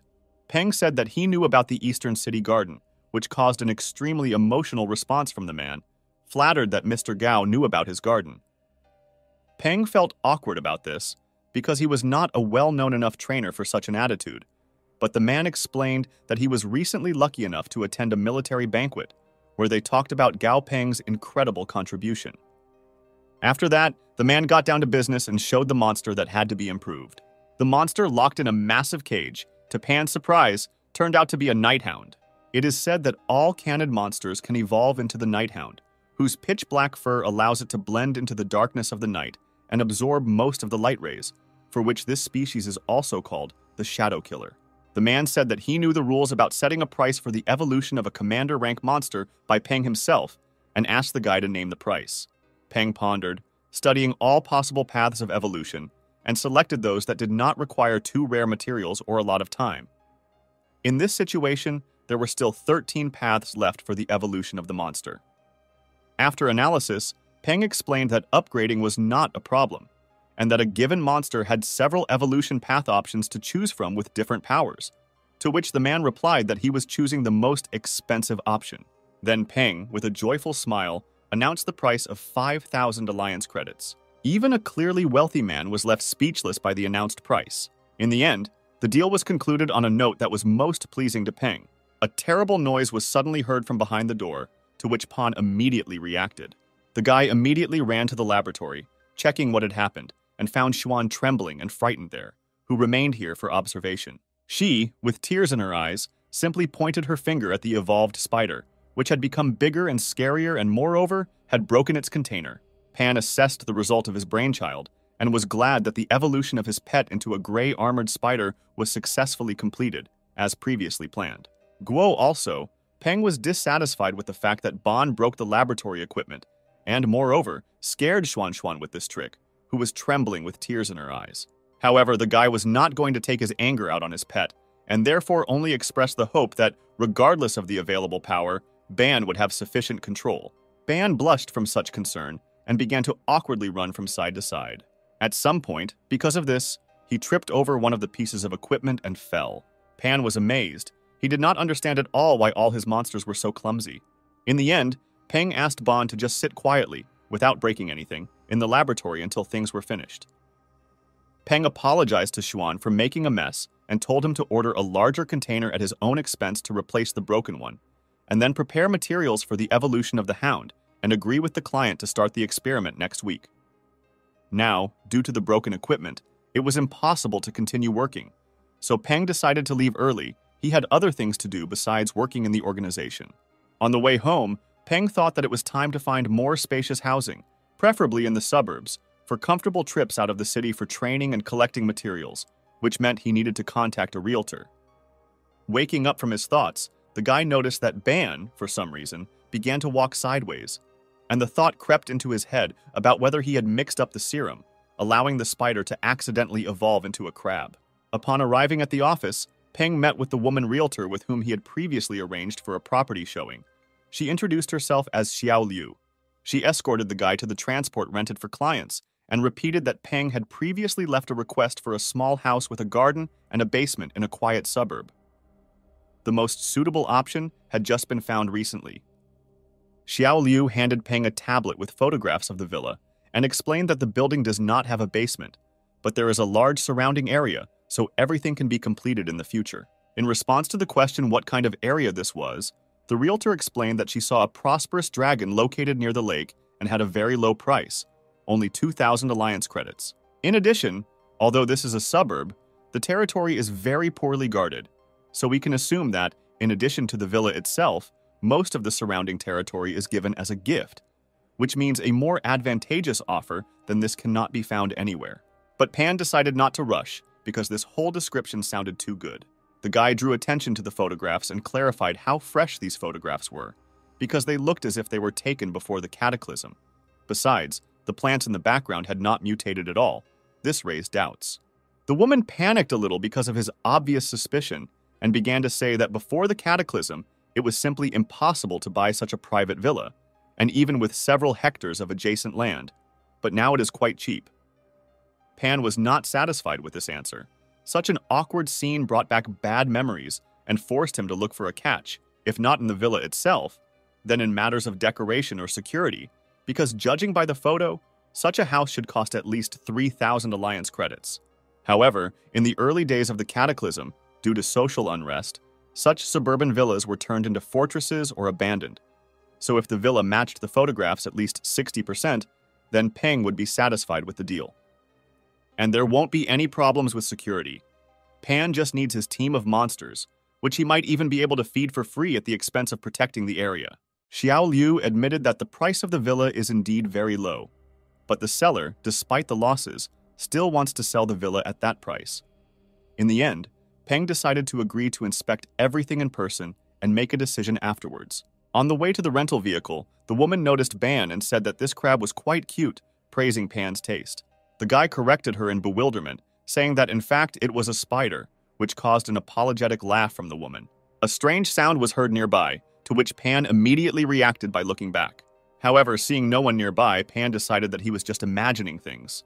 The man in the shadow of the wall, meanwhile, smiled contentedly, because he managed to find and photograph the famous Master Gao, whom he had previously been looking for. Upon arrival, a female realtor immediately invited Peng to look at the house.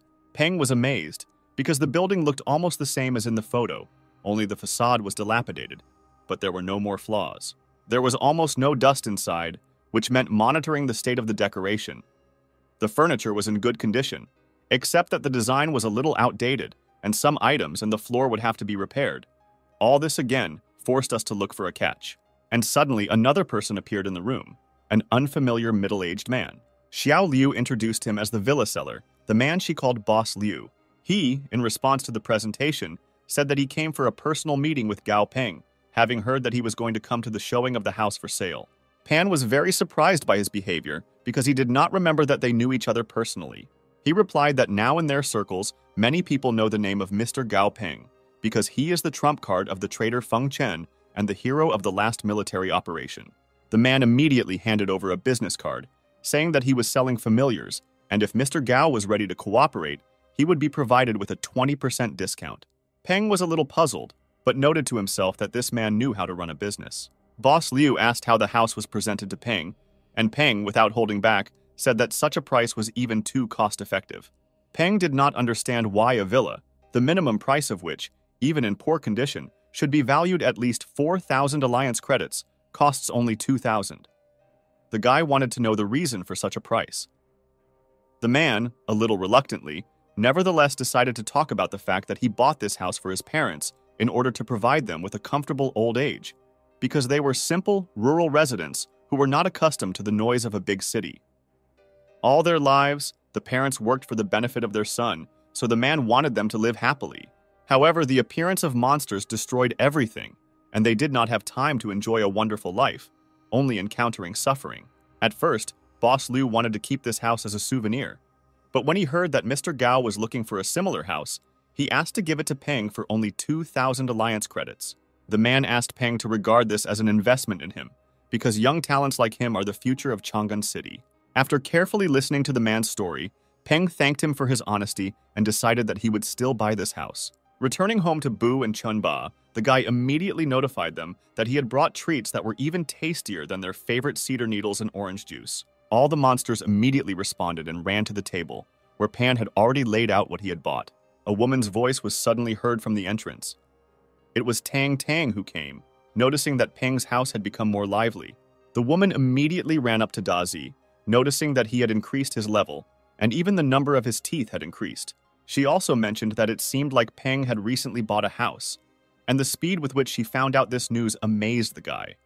But before moving, he still had some renovations waiting for him, which he reported. Tang Tang immediately became inspired and asked to take her with him when the time comes, because there are many nuances in repairs, and Peng is still too young and inexperienced in such matters. Having received his consent, Tang Tang said goodbye as if nothing had happened, saying that she had some other things to do. The woman was glad that she had achieved her main goal, because when the time comes, she will be able to buy herself a plot next to Pan's house. Then they will always be together. Later, Pan, along with his team of monsters, returned to the test area, where they were brought with the class. Peng intended to return to the Dark Coal Forest to obtain the woody cosmic hearts he needed to evolve Chunbu as soon as possible. Otherwise, he would have to wait for the next weekend, which was still an eternity away. However, before Pan had time to reach the place he needed, he met with a wild monster. And the first monster he encountered on the outskirts of the forest turned out to be an elite rank, a gray sand lynx, and Pan thought that it was really dangerous outside the city. The lynx quickly rushed towards Pan, pushing off from the trees and breaking branches in its path.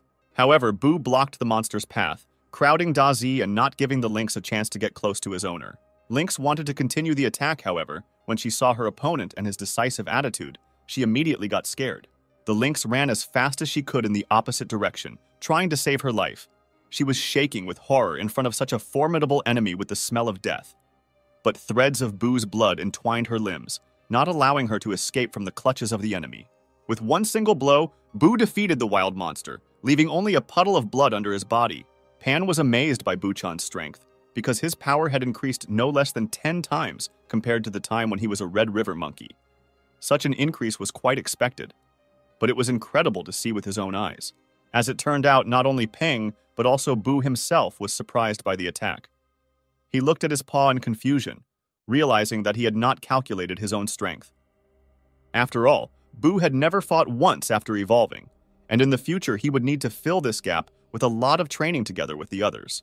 Meanwhile, Buchan himself recalled with a smile his first meeting with Pan, and the fact that, although he did not understand the guy's words then, he somehow felt that from that day, Pan would become everything to him.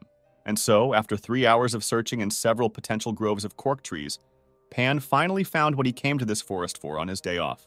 Peng also remembered that last time a green tree snake was also found in the trees. Apparently, they are attracted to these trees.